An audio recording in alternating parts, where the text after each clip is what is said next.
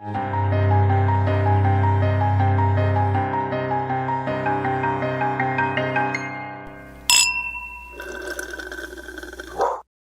noticed that you're the Glinda to my alphabet today. Aw. I didn't do that on purpose, but yes, I did, though. Oh, that's very Surprise. magical of you. Pink goes good with green. I Um, I didn't ever watch that film, and I know I should have. I I'm just not felt I surprised. just felt overwhelmed by the whole thing, and I've said this on the show, I hadn't seen a movie since 2019, so, like, it just felt like a big step to go from nothing from, like, pre-COVID to, like, suddenly seeing Wicked 5 years later, so I just kinda, like I kinda skirted past. I'm sure in a year I'll have, like, a full awakening about it, and then everything will be on sale, and I'll just, be fine, but, yeah, right now I'm just kind of winging it, so glad it's working, though. Uh, hmm. Hmm. I'm gonna skip right past that red flag and keep it moving. Don't worry, La I la saw it. la. I saw it enough times for both of us twice, so it's fine. I know, that's what I mean, like, I was so overwhelmed, I was like, "Listen, everyone else has got this handled. Like, I One of don't the even best need." one of the best things that I wish you would have been a part of is that they for Christmas offered some movie theaters did sing along options, so you could Mhm. go and be annoying instead of like. I like how they had to bring that promise early of like, don't fucking sing during the movie. We'll give you something for I know, but you Christmas. but you were so intense about it that I was like, "I think I'm not prepared for this." Like, Em is so prepared and so, in it, and I'm not. Like, you were saying things I didn't even understand. I was Yeah, it like, makes sense. "What's happening?" And, like, I've seen Wicked multiple times, I love Wicked, but, like, I just missed this whole, like, side quest we've had, or not even side quest, but, like, leap forward in the Wicked lore. I've just kind of missed it. So I'll get there eventually. But for now, I just want to match with you. Thank you. Well, this Winning. is I love that you were able to be a part of knockoff Wicked. Yeah, thanks. And that's why this whole episode will be in song. Ready? Oh, honestly, careful what you wish for, because I will. I will. Um, oh Well, boy. welcome to And That's Why We Drink. Uh Presents the Wicked recap. starring moi and Christine. Yeah, I'm here Um too. I'm here too. what's going on? Why do you drink? God. This is okay. This is, first of all, it's been a really hard day. We ran out of iced coffee. I thought you might say something like that. It was really difficult, and so I had to take the coffee from the coffee pot and put it over ice, and then put Oh my it's god. just been a really hard day, and so I did that, and then, that's what I'm drinking, but the reason I drink I have a lot, but how do I say this? When you're really traumatized Mhm. by life? Yeah, of course. Yeah, so I'm just kind of, like, exploring all that and getting, like, re-traumatized over and over by accident, and it's About what? just like everything. I've been working on a lot of, like, deep psychological stuff and therapy and, like, doing shadow work and, like, really digging into some dark things in my past, not to be traumatic. And then I'm like, "Why do I keep having, like, nightmares or, like, sleep?"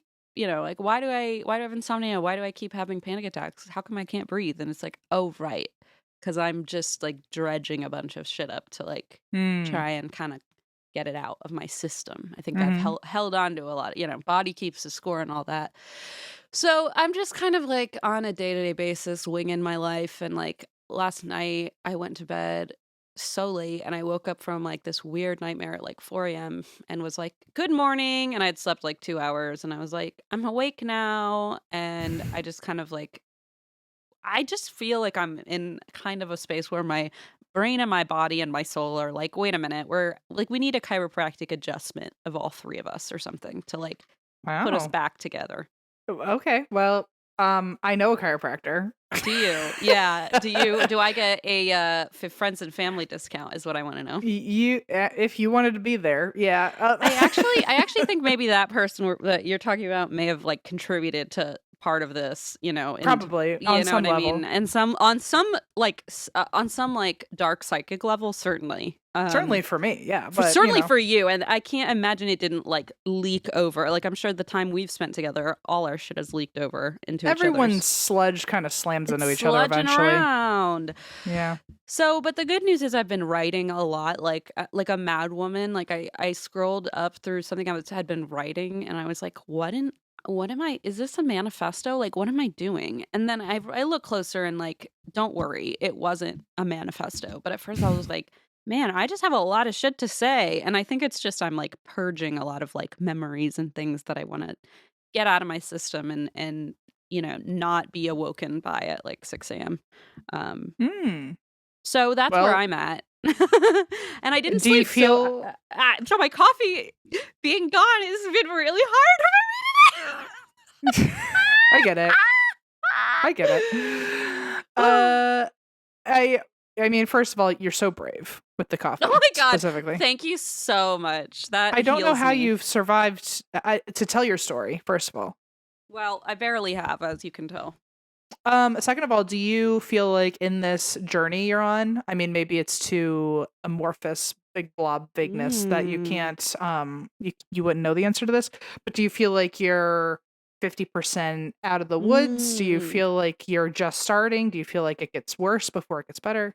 I think I'm in that, like, I think I'm in a really transformative spot where it will be kind of like I think I've gone through a lot of the hard things, like the really big like hurdles, and now Mhm. it's just kind of like the come down from all that. Like just get like it's almost like I had a very heightened and like intensely anxious like few months, and then you kind of like afterwards you feel like kind of sick or your body like it's Like a like purge. like Yeah. purging it. It almost feels like I'm like purging stuff, and it's like I have so much like I'll now that I'm doing like a lot of trauma work, I like realize I'm like a lot of my body just starts like shaking, and it's just Mm. like this trauma release stuff. And so I've been kind of in a weird like physical Mhm. space, but it doesn't feel bad. Like it feels like you're getting stuff out of your system, if that makes sense. But it's like a lot. It's like very overwhelming. But in a good way, So it's a Good. journey. But I feel a bit more clarity than I used to, and I feel like feel like things are getting better, but it's been like one of those. I was like, all right, I'm ready to do it. And my therapist was like, are you sure we're gonna dive into the deep dark stuff? And I was like, yeah, no problem. So I knew it would be a rough year, but it's kind of like, whoo, it's bumpy. And But anyway, it's April. I mean, and it's what's only April. what's 8 more months, you know? What's 8 more months? So anyway, that's where I'm at. How are you, Em? Man, this dog has This dog, I gotta say, last night, talk about Em, transformative because I am oof, I feel like a different person these days. literally, we got on the call, and Em goes, "Go eat your cucumbers," and I'm like, "Oh my God, did your dog?" It's a 3-year-old now. I think you have a toddler like I do. Like you've become a parent so fast. And last night, Em called me and was like, "Oh, like the dog is acting funny," like, and I was like, "This dog is." Like you said something like, "Oh, I want to make sure I'm not just like overreacting." I'm like, "You're not overreacting. Nothing's like I don't think terribly wrong. You're not overreacting though, because this dog is like banana, like bonkers." Yes, yeah. Like I thought like, oh, people are like, "Oh, I'm overreacting about like I'm too anxious about the dog." And I'm like, "Yeah, well, I'm thinking about one particular friend." And I'm like, "Please like put down the phone. You don't need to call 911, he's just took an extra long nap today or whatever." But like with your dog, it's like, "Oh no, something's up. I just don't know that a veterinarian can fix it." I think he's Much just like really out there. much like all the other people surrounding my life, that Yeah. there's no doctor who can save them. Oh boy, Yeah, this dog though. Em was like, "This is what he's doing. He's trying to climb into the car backwards." And I went, "I'm sorry, what?" And Em goes, "I don't understand. Like he's just acting so strange. He's suddenly doing all these things." And I'm like, "I don't know, man. This I don't dog know if he's just like kind of has got a like screw loose. I don't know." I mean, it feels like he's doing things that like a little 3-year-old would try to do. Like it Right, it feels feels like a child, like the way you described it, and then you're like, "Oh, and now he knows it's gonna bother me, so he did this," and then like, "Oh, he took this and hid it somewhere in the house," and I'm like, "This is this is like a he's toddler." mischievous. He's very Yes, mischievous. and he knows it, and he's smart, which is so dangerous. Yeah, the thing that scared me yesterday is that he got a hold of like the bag that has like plastic clips on it, and he bit the clip. I got very freaked out thinking he swallowed it, and I was like, do I go to the doctor? What do I do?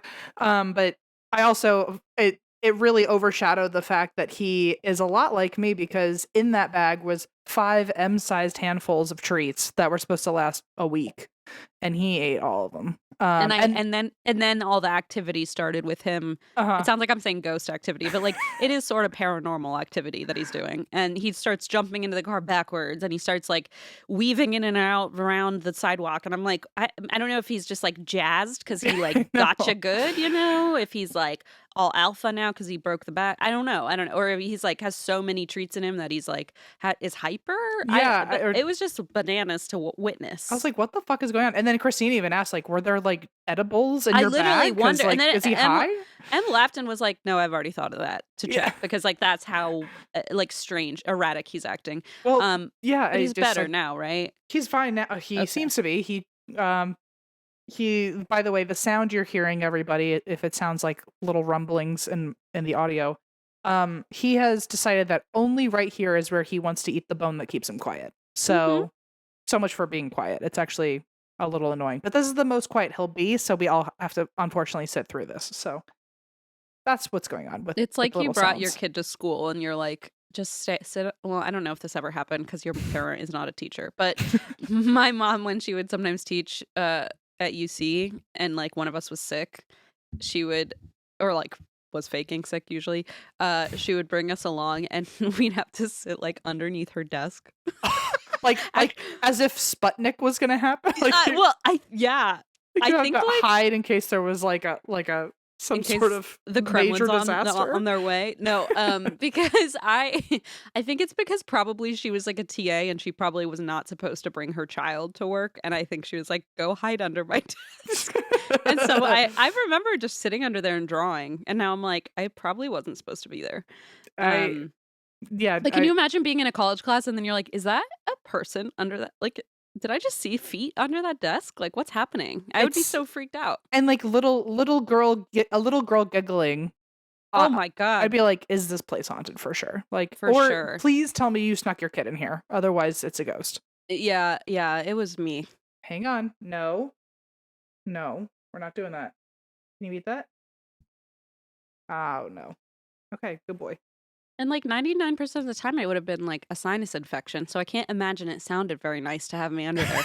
And I can't imagine it was a very clean place for my sinuses. But, you know, again, my mom was a single mom and had to take me to work. It's not her fault. But that's what it feels like with you and this dog all of a sudden. Thank you. I'll take that as a compliment. I do want you to know that you just pretend that you've heard rumors that this school is haunted and you're one of the students sitting in that class. And then you hear a sick little girl speaking German and giggling under a desk. Like, no, she's just like humming a German lullaby, like to try and take a nap. Just leaving her like little rag doll on the floor somewhere. Yeah. Man. Well, yeah. Anyway, the reason I drink is just one, Hank still hasn't been adopted. To our knowledge, I don't know when this comes out what that will look like. Everyone seems half interested at the dog park, but then, you know, he still hasn't found his mommy and daddy, or mommy and mommy, or daddy and daddy, or parent and parent.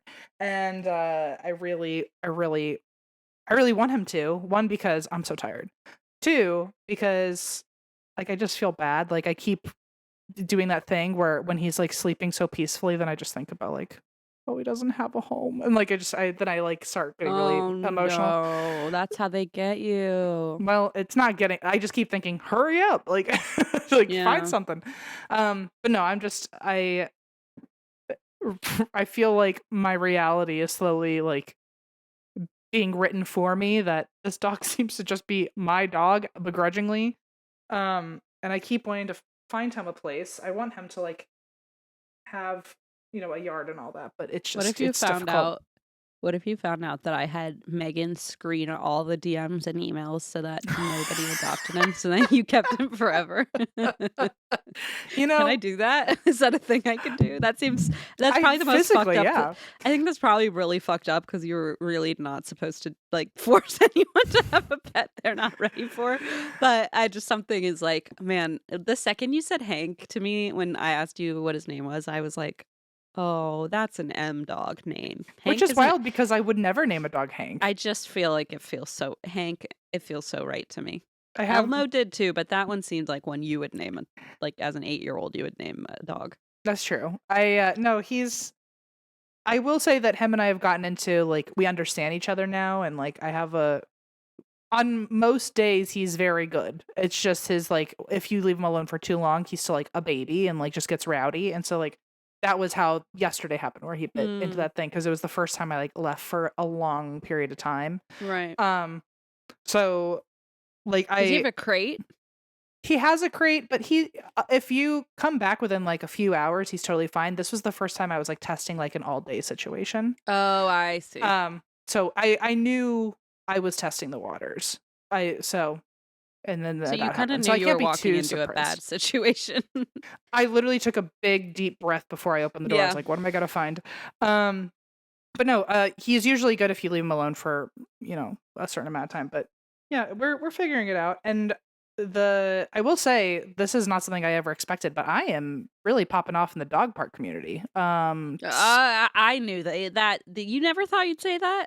That I feels feel like so right. I feel like a PTA dad or something at Yeah, the dog park. I'm serious. This is what you're becoming, and I feel like honestly, I bore witness to it last night over the phone, and I felt like while you were taking the dog to the dog park, and I was like, this is like I'm watching you blossom into a role that I was waiting. That's perfect for you. It's beautiful. My old sorority years are coming back where I know everyone's name, I know all their dogs, I know all Mother their hen. Yeah. So anyway, I don't really know why I drank. I think it's just like a vague it's Hank the dog. theme. Yeah, it's just the theme of Hank. But I don't know if I drink in a good way or I drink in a bad way because in some ways I'm really grateful that I've learned quite a lot about myself through this. I learned that I can train a dog if I have to. I learned that I'm very good at the dog park. But I'm also he's a puppy and I'm tired. And as I'm saying this, he's trying to get on the table. So nope. Thank you. No, thank you. Hey, there he is. Can you sit? I don't know what you want. Okay, just sit. Yeah, that's a handful. That's more than a hand. Oh my god. This dog. Okay, everyone. Oh my god, he's so cute, booty. Good boy. Good boy. Good all. Look at that. That is like Gio's cousin, except with cattle dog. Here, thank you. Or is it cattle dog? Is that what that spotting is? Yeah, I am assuming cattle dog. Look at him. He is such a little ham. Oh my god. Yeah, every minute with him is a different adventure than the last. Wow, this dog is no biting. Hey, gentle. Yeah, Gio kind of wasn't ever. He was a puppy and he was a pain in the ass, but he was so much smaller. Yeah, this is a big big boys make big problems. Is that right, Hankies? That's what we always say, Hankies. That's what we say, little hanky panky. Oh, no. See, he's trying to get on the table. Okay, so this is what happens when they feel slightly validated and then they're like, got it, here I come. Let go. Leave it. You have the headphone cord. Leave it. Hank. Grab him by the scruff. There you go. No, I got it. I just had to unleash his jaw. Unlock his jaw. Hankies, let's... what are we going to do? Look at how he keeps putting his paw on your arm. I know. He thinks he's precious. He's not. Come here. Do you see this? Over there. Go away. Okay. Like, I have to meal prep before we record, like, 5 different interactive toys. So when he gets bored of one, he's got another one. It's very annoying. Just like you've become, it's just amazing. It just feels like you've entered a new era, even if it's temporary, which like I'm assuming someone will adopt Hank, but like even this little window, I'm like, this is hilarious. It feels like you, not in a mean way, but just wow, I'm like watching you in a totally different dynamic than I'm used to, and it's very interesting. I'm sure because like I haven't known you to have a pet at all ever, so it's like this is so to take care of something other than myself. Yeah, not even a plant I've seen, so it's really fun for me to watch. Well, thank you. I grow into the role. Thank you. Anyway, I've taken up way too much time talking about him. I've become a dog parent where he's all I have to say. I don't mind. Yeah, I don't mind. Remember at the beginning, it's all people still complain we don't talk about Gio enough. And I'm like, trust me, we did enough of that for This everybody. is like season 8 of a show where it's slowly dying down, and you're Yeah. like, oh, we got to bring a new baby on. They're And like, oh, we gotta like rile everybody up, get some good promo going. Yeah. maybe I already adopted him, and I'm just letting it linger for a year. Oh, just you're to just like, playing along, like, will they, won't they yeah, become a family? Yeah. exactly. No, anyway, it does feel like I did not necessarily want to have this dog around, certainly not for this long. I don't think he wants to be here. And so every morning we kind of look at each other and we just eye roll. We're just Another like, oh, day. you again. All right, let's keep it moving. Back at it. So, anyway, that's why I drink. Hank is the reason. Yeah. That's it. What are you drinking? My gross coffee.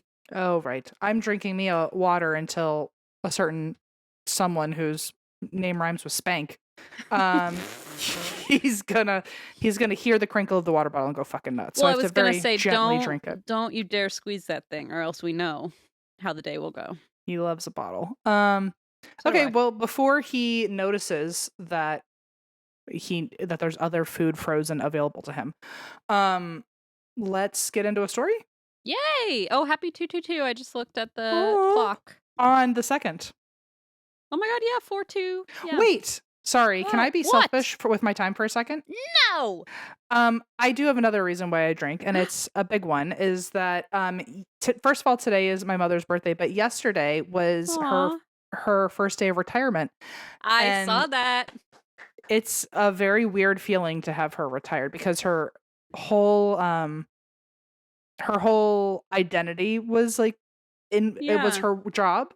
So I'm actually very hesitant to see who she will become now because I've never known her to Wow. be This is anything really else. powerful. You and Linda are both going through such life changes right now. I You know. becoming Maybe a she can take the parent. dog. I was gonna say Linda's a grandma also now, or I'm sure she wants to go by Gigi or something. Oh, she. By the Um, way, this is like I didn't even set this up. Do you know what she goes by? With like her no. Well, let me her. guess. Take a look. Lily. Take a look at the two of us. Ah! And her name is Linda. I don't get it. Glinda. No. Oh. See. She. She wants to be called Glinda. Oh, like Grandma Linda, like or G Linda. Okay, I get it. Yeah.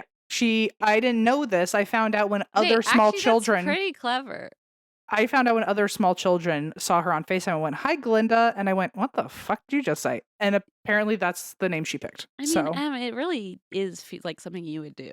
So I mean, there's not a moment in her life she doesn't want to be wearing a tiara. So I mean, it works out. I'm so happy for her though. Congrats, Glinda. Yeah, Congrats. thank you.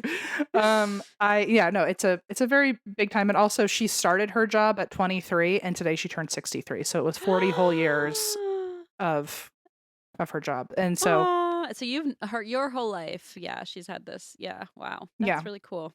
it's a very weird time. So if anyone else is going through their parents retiring and it feels really strange, just know that you're not alone because it's a weird identity crisis for me because I now have to relearn her identity because she was so enmeshed in that world. So anyway, it'll be a weird adjustment period. I I'm can't sure. wait to hear about all her new hobbies. That will be. I'm sure. I'm scared. Me too, but I can't scared. wait. And I wonder too. With this much free time, at some point she will be the Jewish mother trope and just appear on my doorstep at some point. So terrified. When she finds out she has a grandson named Hank. Who can magically say Glinda with his mouth and everything. It's amazing. He's so well trained. Anyway, that's the real reason why I drink. So happy birthday to my mom and congratulations, but also Glinda. very scared. So Aw, me too. So as you know, we recently moved into a house, and I'm not kidding. One of the first things Allison said was the blinds have to go. The blinds that are the last person. Her name's Lindsay. Sorry, Linz, but your blinds kind of suck. It's maybe not her fault. Maybe she didn't know about 3-day blinds. Okay, we have like that extra edge because we know all about 3-day blinds and how much it can transform your home. let me just tell you, it's 2025, people. Are your blinds still from 2005? I mean, my guess is yeah. My guess is probably earlier than that, to be honest. Well, 3-Day Blinds is here. Right now, if you use our URL, 3dayblinds.com/drink, they're actually running a buy one, get one 50% off deal. That was just directed at Allison right now because I know she Yes. needs it. Yeah. 3-Day Blinds has local professionally trained design consultants with an average of over 10 years of experience, and they provide expert guidance on the perfect blinds for your space, all from the comfort of your home. Choose from thousands of options that fit any budget or style with actual samples that you won't be guessing what your blinds will look like. Right now, get quality window treatments that fit your budget with 3-Day Blinds. Head to 3dayblinds.com/drink for their buy one, get one 50% off deal on custom blinds, shades, shutters, and drapery. For a free, no charge, no obligation consultation, just go to 3dayblinds.com/drink. One last time, that's buy one, get one 50% off when you visit the number 3, DAY, blinds.com/drink.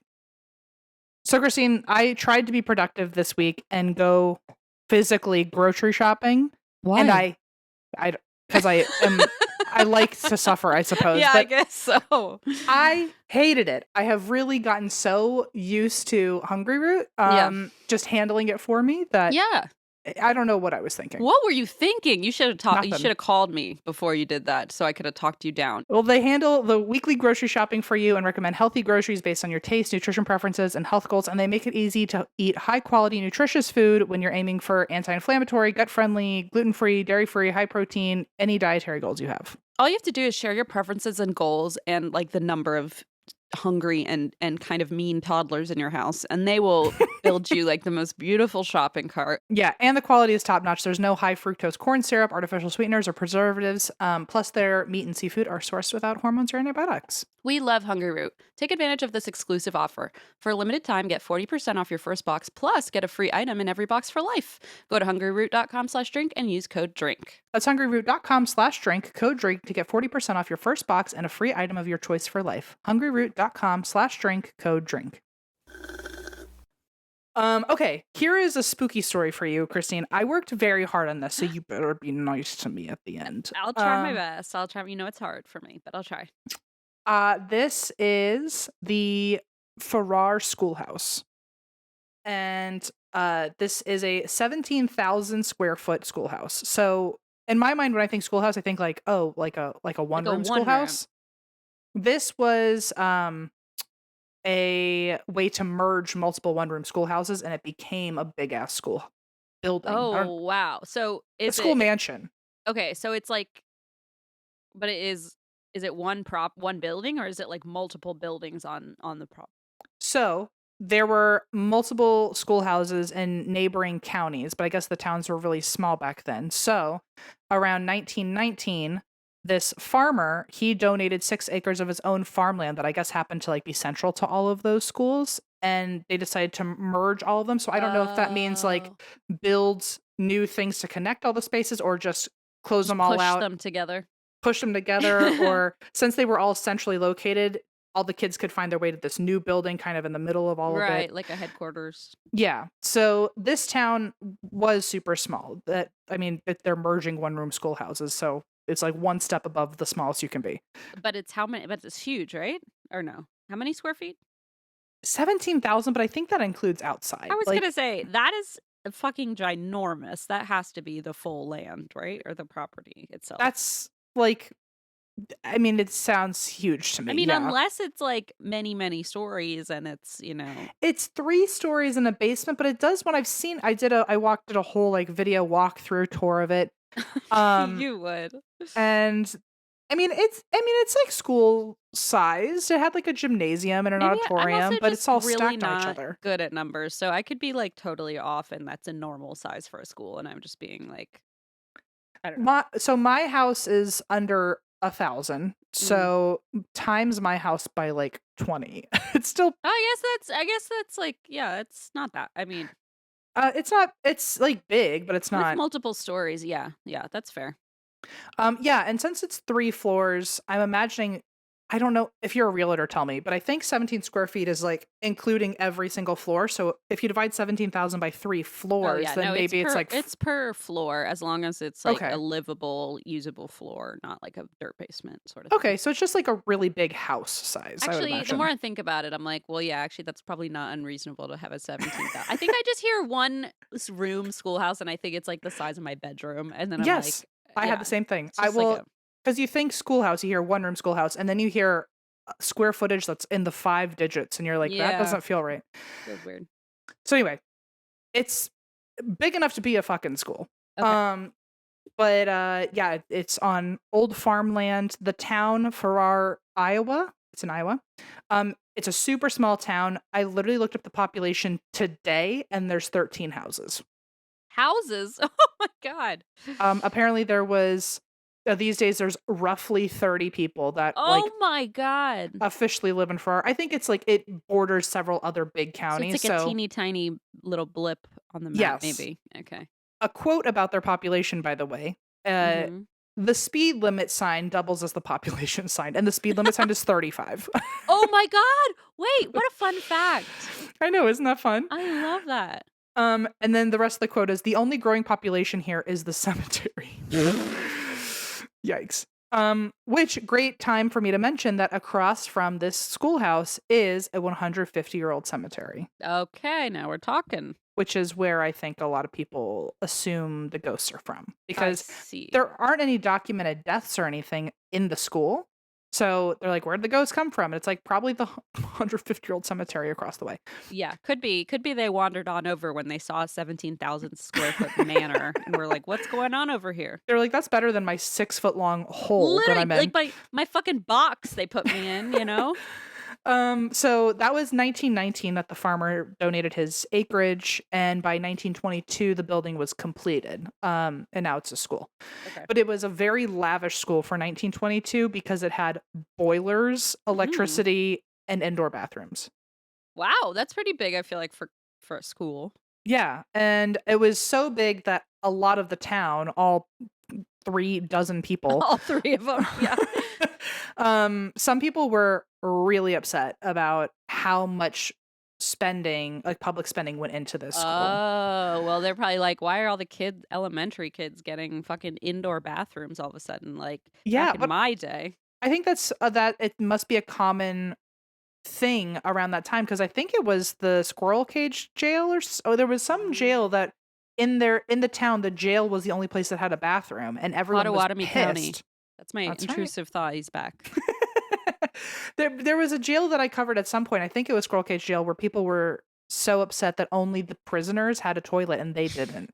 And then they like didn't want to fund the prison. So Yeah. maybe it was just like a thing that like these days it's like, oh, do you think like people should have human rights? And back then it was like, should prisoners have toilets? Well, Like, they were, but it's because they were like, well, obviously they shouldn't have human rights. So that's asked and answered. common So, thread. next. Common thread. Yeah. Or it was just like there must have just been like, oh, there's grandpa, he's old school, he's jealous that everyone else has a potty, you know. No, he brags about using the hole in the backyard. And we're like, you're just jealous. You're just jealous. That's true. Pull yourself by the bootstraps. Yep. Don't wipe. Yeah. Back in my day. Mm-hmm. So, okay, so many of them were upset. And when I say like all 36, I think back then the county lines were different and Farrar was a bigger place, or at least the cemetery wasn't quite as full because people were still alive. Yeah. grandpa and his dirty potty. Yeah, I mean, honestly, he's an institution in this town, it sounds like. So I think either the county lines were bigger or because the towns nearby were more populated and everyone was now going to this central school. Farrar was, even if only a few people lived there, it was still a common space to meet up and go. Mm. And so like hundreds of people went to this commencement ceremony that the school had when it opened. Like it was like this So opening. they could try out the bathrooms. I think that was I mean, I would go for that, right? Like, especially, I mean, imagine a world where like you've never experienced an indoor toilet and you're like, I have to go try that. and it's like near your town or something. I mean, yeah. It was a huge ceremony. Apparently the people who were anti-toilet like protested. Oh my God, I wish somebody had like Can we find documented it? it. Yeah, like a newspaper article of like what the signs they brought said. Yeah, all squatty, no potty. I don't I know. was about to say that, Well, squatty but potty it really doesn't did even make half the work. sense. I know. I was gonna say all potty, no squatty, and then you said it, and This I thought we're geniuses, and then I realized it doesn't mean anything. there's got to be a pun somewhere about like this is bullshit. Oh Just yeah, like but they a couldn't. There's no way they said that though, I'm right? pissed. But yeah, but again, that feels like it was too improper to say something like that. Especially if you were like opposed to a toilet being installed. That means you're like traditional as fuck. You know what? Give me more than 30 seconds and I'll come up with something. Okay. Okay. So some people had a problem with how much money, because I will say it was 1922 and like 100 grand was like spent on this. I How think it's about like, this? You're what? not better than me because you use toilet paper and I use a leaf to wipe. That's maybe what the sign said. You know, I don't have anything better. So yeah, that's great. Was it worth just incredibly interrupting you in the middle of your sentence that I wasn't listening to? It's okay. I'll say it again. Okay. So the money that they did spend, I mean, indoor plumbing was a big deal back then. In the 20s, the amount that they paid was like 100 grand then. I think it Oh, was no, it was 100 grand as the number. I think it was like $1 million then. jeez. Okay. And so yeah, a lot of people were like, you couldn't give us fucking toilets first. So eventually people got over it. They joined in on the fact that this was the fancy new building in most people's area. And actually they really leaned into it. And because this was the only building in town with indoor bathrooms, the town made it like a public event space after school hours. So Oh, smart. by like 5 o'clock, that place reeked of poop because Ew. everyone was holding it until after school hours so they could go use the toilets. Of course, the poor plumber. Well, I guess they had to invent a plumber or find one. Then the poor plumber is like, well, shit, now everyone's using the bathroom and it's old school toilets. So, like, Oh, those man. are getting backed up, you know? I mean, oy. They probably were like, now we need to spend more money for more toilets. Yeah. Yeah, we need to update the piping. Oh, no. Well, so they held community events here. They held club meetings here, like elk lodges and shit would meet here. Weddings, apparently some funerals were held here. All sorts of stuff that was like a public community. It was like a third Damn. space. Imagine having like the worst day of your life at school, and now your mom drags you to like an elk lodge meeting at the same fucking building. School, yeah, and you're like, now, dad, just because dad wants to poop there, like, come on, mom. You know, the dad like makes his kid go with him when he wants to go poop, and he's like, it'd be weird if I went to the school alone. It would be so weird if I went alone. You have to stand outside the bathroom. Imagine the hall monitor being like working overtime when like an elk lodge person shows up. He's like, "Oh no. my god, please! It's Why? just so rough. Do you have your hall pass? Please don't use our toilet." Please. So the school was kindergarten through 12 until I think the 50s, and then it became just either an elementary school or a middle school. Some sources said middle school, but there were literally this school stayed open until the 2000s, the early 2000s. And there are YouTube videos. I wanted to send you one if you don't there's nothing in particular you have to watch about it, but I thought you'd get a kick out of it. That there's like YouTube videos of like, you know, dads making home videos at school of like their kids play or whatever. They have videos like that of little kids at this future haunted abandoned building. And so it just feels really eerie. So like I just found like this is a video of like second grade elementary school veterans program, and it's just a bunch of them like saying the Pledge of Allegiance. 2001 to clarify. 2001. And in 2001 I was in third grade. So these kids are our age today. Oh wow. But it's so weird to see like video footage of when this place was popping versus like now it's like decrepit. Is it not a school anymore? It's still a school, but it's an abandoned school and very creepy. But so it's not like an active school. Like there's no kids there. Not an active school anymore. The only comment on this video is from 4 months ago, and it says, "I just came from Hell Week 2024, and we'll explain. Don't worry." Oh, that's the thing you already know about. I thought it was like, oh, maybe they had exams that week, and then you said it's an abandoned school, and I said, never mind. You don't even worry about Hell Week; it will get addressed. Oh God.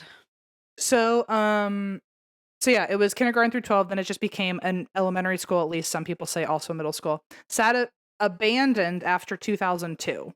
So it was open from 22 to 2002, 80 years. Sits abandoned for a couple years, and in 2006, a couple named Jim and Nancy, they buy it to restore it and turn it back into an event space and like make it look like it did in the 20s. But very quickly into owning the building, they started noticing very weird things. They started noticing voices, footsteps, It's knocking. like a veterans program of second graders singing about Just like America. a pile of children saluting. Yeah. The flag. It was really disturbing. They would see shadow figures and weird light orbs everywhere. And one day, this was when Nancy was like, oh, this place is really fucking haunted. She is climbing up some of the stairs and she falls backwards and she felt her husband catch her from behind. But when she turned around, no one was there. Wow, that's a twist. Usually it's like, oh, they got pushed, but it's like, oh no, I got caught. You know, it's funny. Maybe she was the monkey and monkey in the middle and someone was shoving her and then another was catching her. Oh, it feels like you just did that to the computer. That was Hank coming up here again. So. Understood. He was like, are we playing a game? You said the word play. Yeah. And you said the word monkey in the middle, and now I'm ready.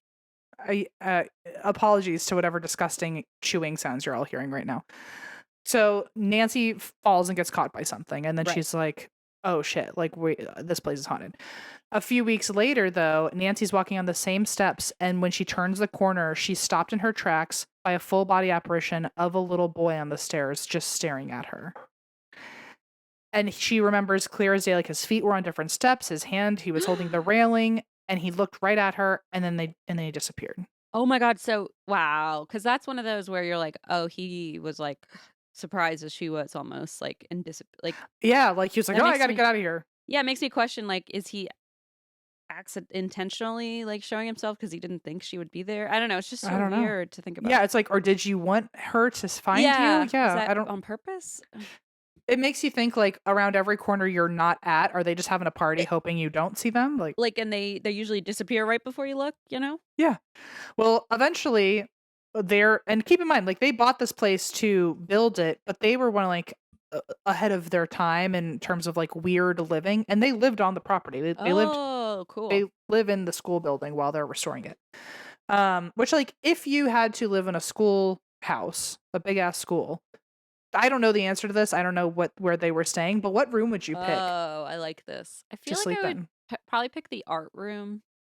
That's Because nice. I feel like when I go into an art room at a school, and we've been like doing some preschool and like, you know, tours and stuff, and there's something about an art room that just feels very comforting to me. And I think it's just like, I don't know, the smell of paint and paper and like just crafting. Yeah. And glue. Maybe it's just like I get high off the fumes. I don't know. But well, first of all, I think all of us have that memory of like shitty children's paint. But then yeah, but it's something about it is just very comforting to me. I don't know. I think it's the room that encourages the most creativity and like freeness. It feels safer than like a math classroom. Right? Can you like, imagine? No, oh my God. I would be traumatized. Like I'm gonna go make my bedroom the APUS government. Yeah, forget it. This No, is where thank I you. failed my final exam. Time to sleep. Yeah. Where would you sleep? Like the gym feels like cool for a minute and then it's too scary and loud and like Yeah, and too big. Like too big. I don't know. I like to think I'd pick like a little tiny nook and cranny. Like in my high school, there was a room called the piano room. Oh, I see. Like a hideaway kind of A hideaway nook. Yeah. And after school, when there was like music clubs, like the piano would get used. But other than that, it was just kind of storing a bunch of different pianos. Yeah. And me and my friends, we all took it over and it was our regular hangout gossip space. Yeah. So we had in one that of those way, too. There was also a piano there, weirdly. Yeah. And we also had another room that I could see I think because I need to feel cozy and like kind of sensory shut in. Yeah. We had a room that was literally a Harry Potter closet. Can I help you? The Kong just appeared over your shoulder like a haunting, and then a paw, I mean, this is like a horror film. Yeah. The way just one paw kind of climbs into the frame. It's kind of like how a little German girl would appear from under a desk in school. And her peanut butter treat would just roll. What was I saying? Oh, we had a literal Harry Potter room that we ran out of space at the school that they started making anything a classroom, and you literally had to go under the stairs to take a class. And cool! I had like 3 classes in there. That was really fun. We had crypts because we had nuns buried under the chapel, and so there were these like tombs. Very cool. but you could only go in there unless you're on a tour or when you were Oh. on a tour. And so we weren't allowed down there, but of course I found my way Yeah, once or I twice. guarantee you did. Um, anyway, so I just wanted to know what room you would pick I then. would sleep in the catacombs. Actually, yeah. That and you would wake up, your alarm sound would go like No, it would go like, all praise to him. how do you solve a problem like Amen. Maria? Yeah. Yeah, help. So anyway, eventually they're living in this place and a woman knocks on their door and she's a psychic and her name's Jackie. And Jackie asks if she can come in, not to be like creepy or anything, but she was like, I was driving by and every time I drive by, there happens to be a little girl in your window and she's waving at Hey, me. And I'm just here to say hi. Like, what?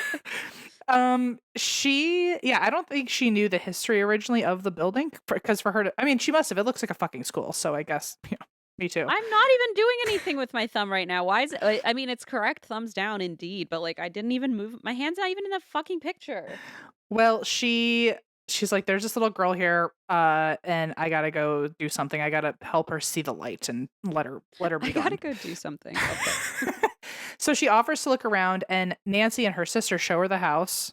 And when they get to one room, Jackie the psychic goes in and she's like, "Oh, the little girl's here." Um, and then does this whole like, "Oh, do you see the light? You need to go towards the light." And as she's having this conversation, Nancy's sister sees a little girl skipping down the hallway. She's like, this light?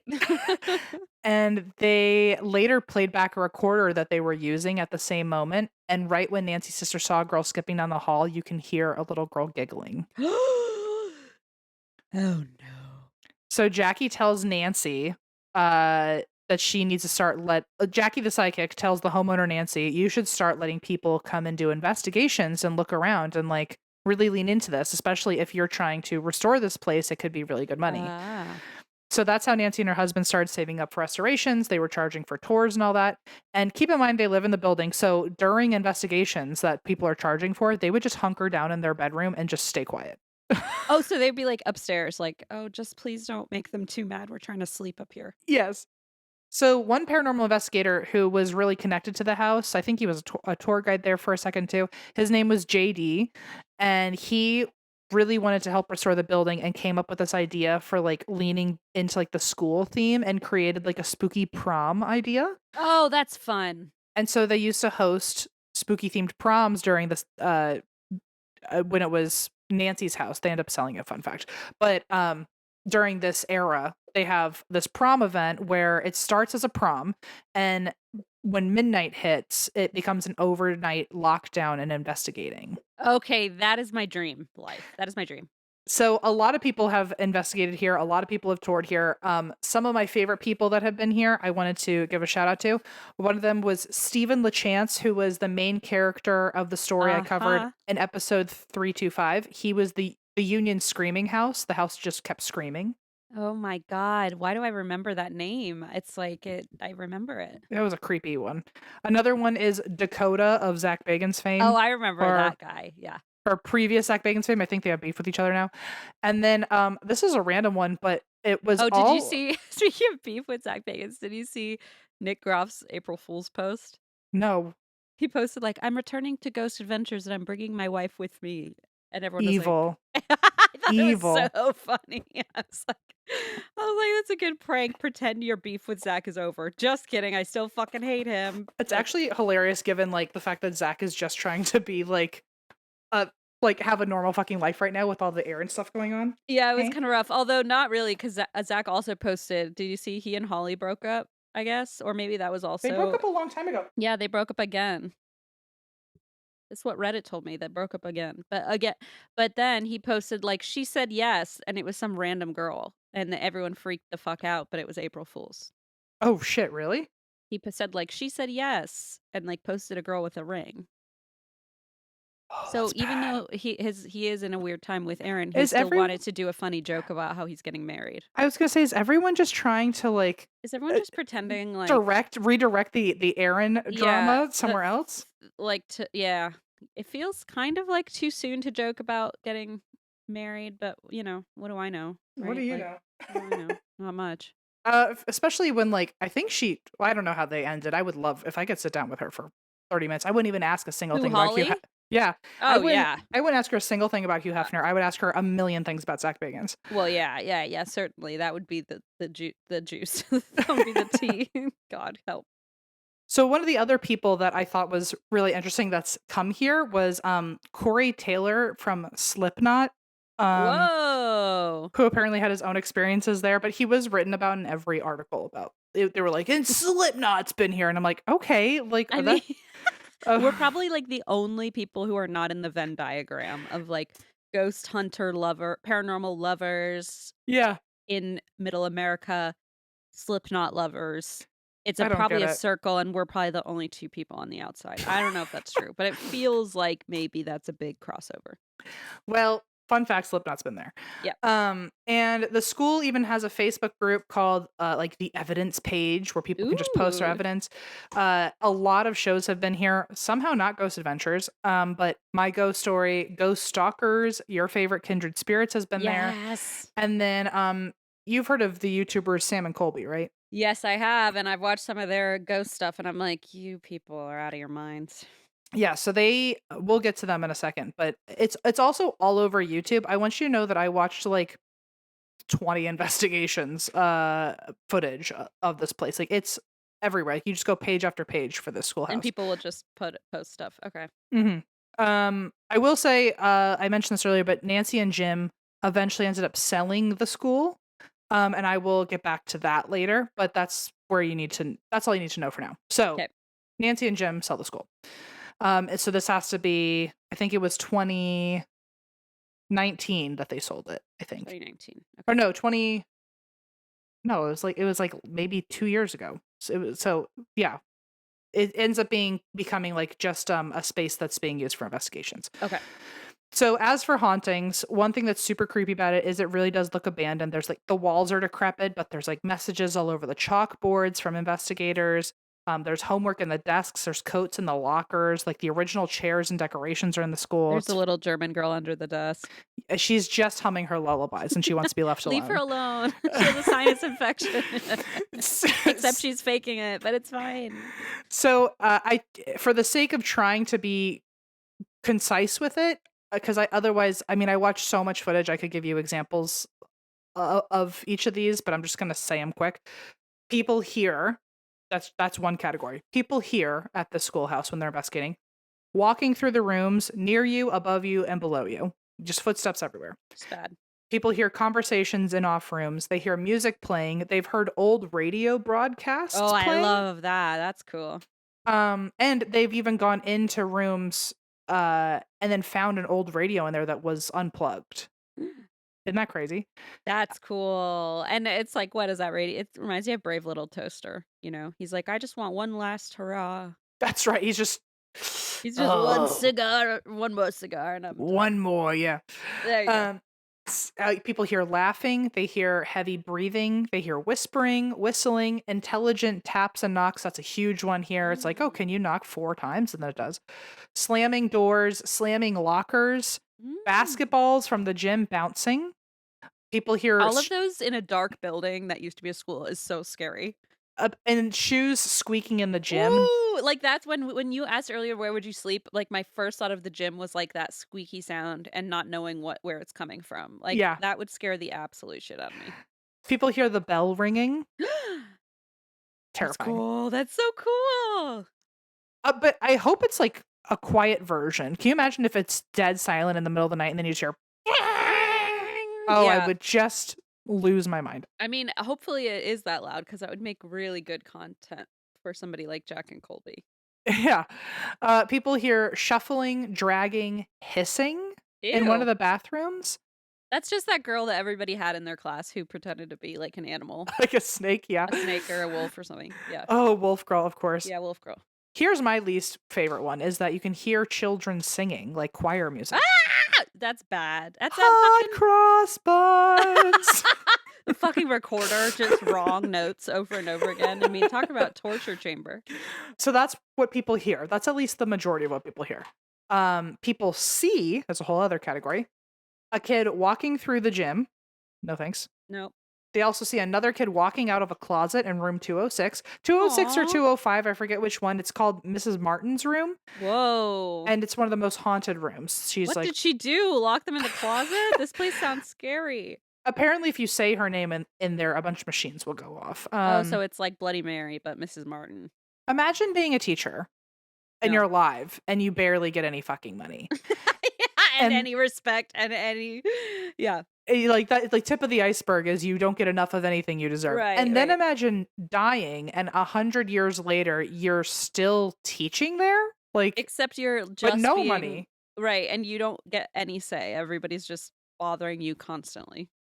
And even worse than children not like Yeah, appreciating exactly. what you do. Now it's just a bunch of like grown men Full-grown screaming at men. you. Now it's just In the your guy own from job? Slipknot. Like, You what did understand. you do to deserve this? What did she do to deserve this? Poor Miss Martin. Someone give her flowers. So, another thing that people see is a 9-foot tall shadow figure, a man, walking through the halls. I don't think so.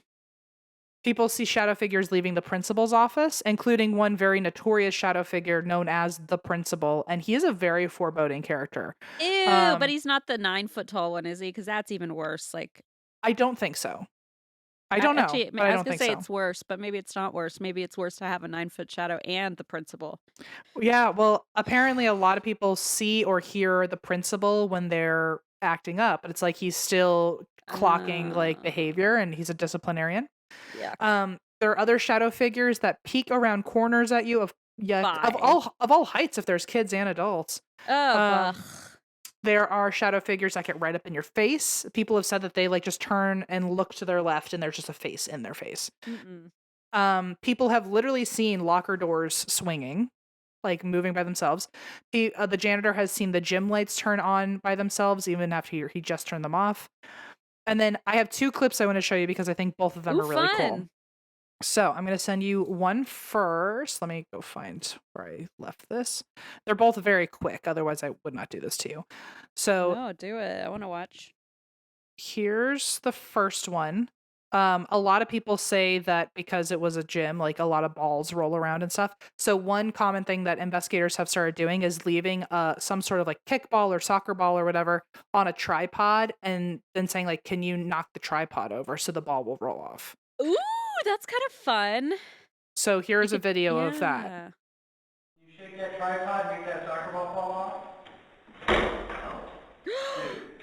I no way possible. I spent a lot of time trying to get that damn thing. That's crazy. Isn't that crazy? Yeah. Okay, so we'll play that for people, obviously. But for those who are not watching YouTube or able to get to a computer, someone literally says, "Can you knock the ball over?" And the ball immediately falls over. Like within a second. Yeah. Yeah. So here is the other one I'm going to show you, and go to the 33-minute mark. I'll tell you beforehand, this is a group called Paranormal Quest on YouTube, and they were hanging out in the gym. They're just like rolling around playing with the ball or talking about basketball, and then they get an EVP saying, "Do you want to play?" Whoa. And then this is sorry. No, go ahead. Well, I was just gonna ask, is this one we can play the audio in the episode, or is this only video? Well, too? the thing I'm going to show you is visual. Oh, it's so visual. Got it. I'm setting you up because I'm just telling you now. Oh, that's just before the clip. Okay, got it. Leading up to this clip, they got an EVP of someone saying, "Do you want to play?" And I will say, after this clip, they start bouncing the basketball, and they got an EVP saying, "Share it." Like, share the ball with us. Pass the ball. Pass the basketball now.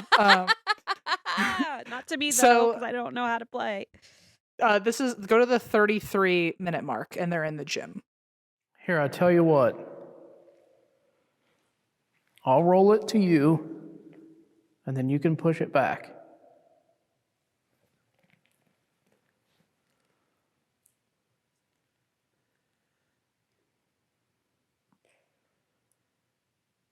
Now push it back.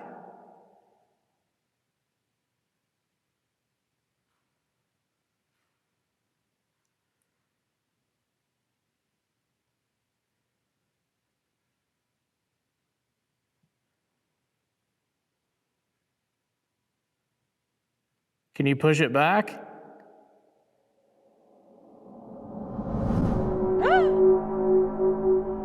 Did you see that?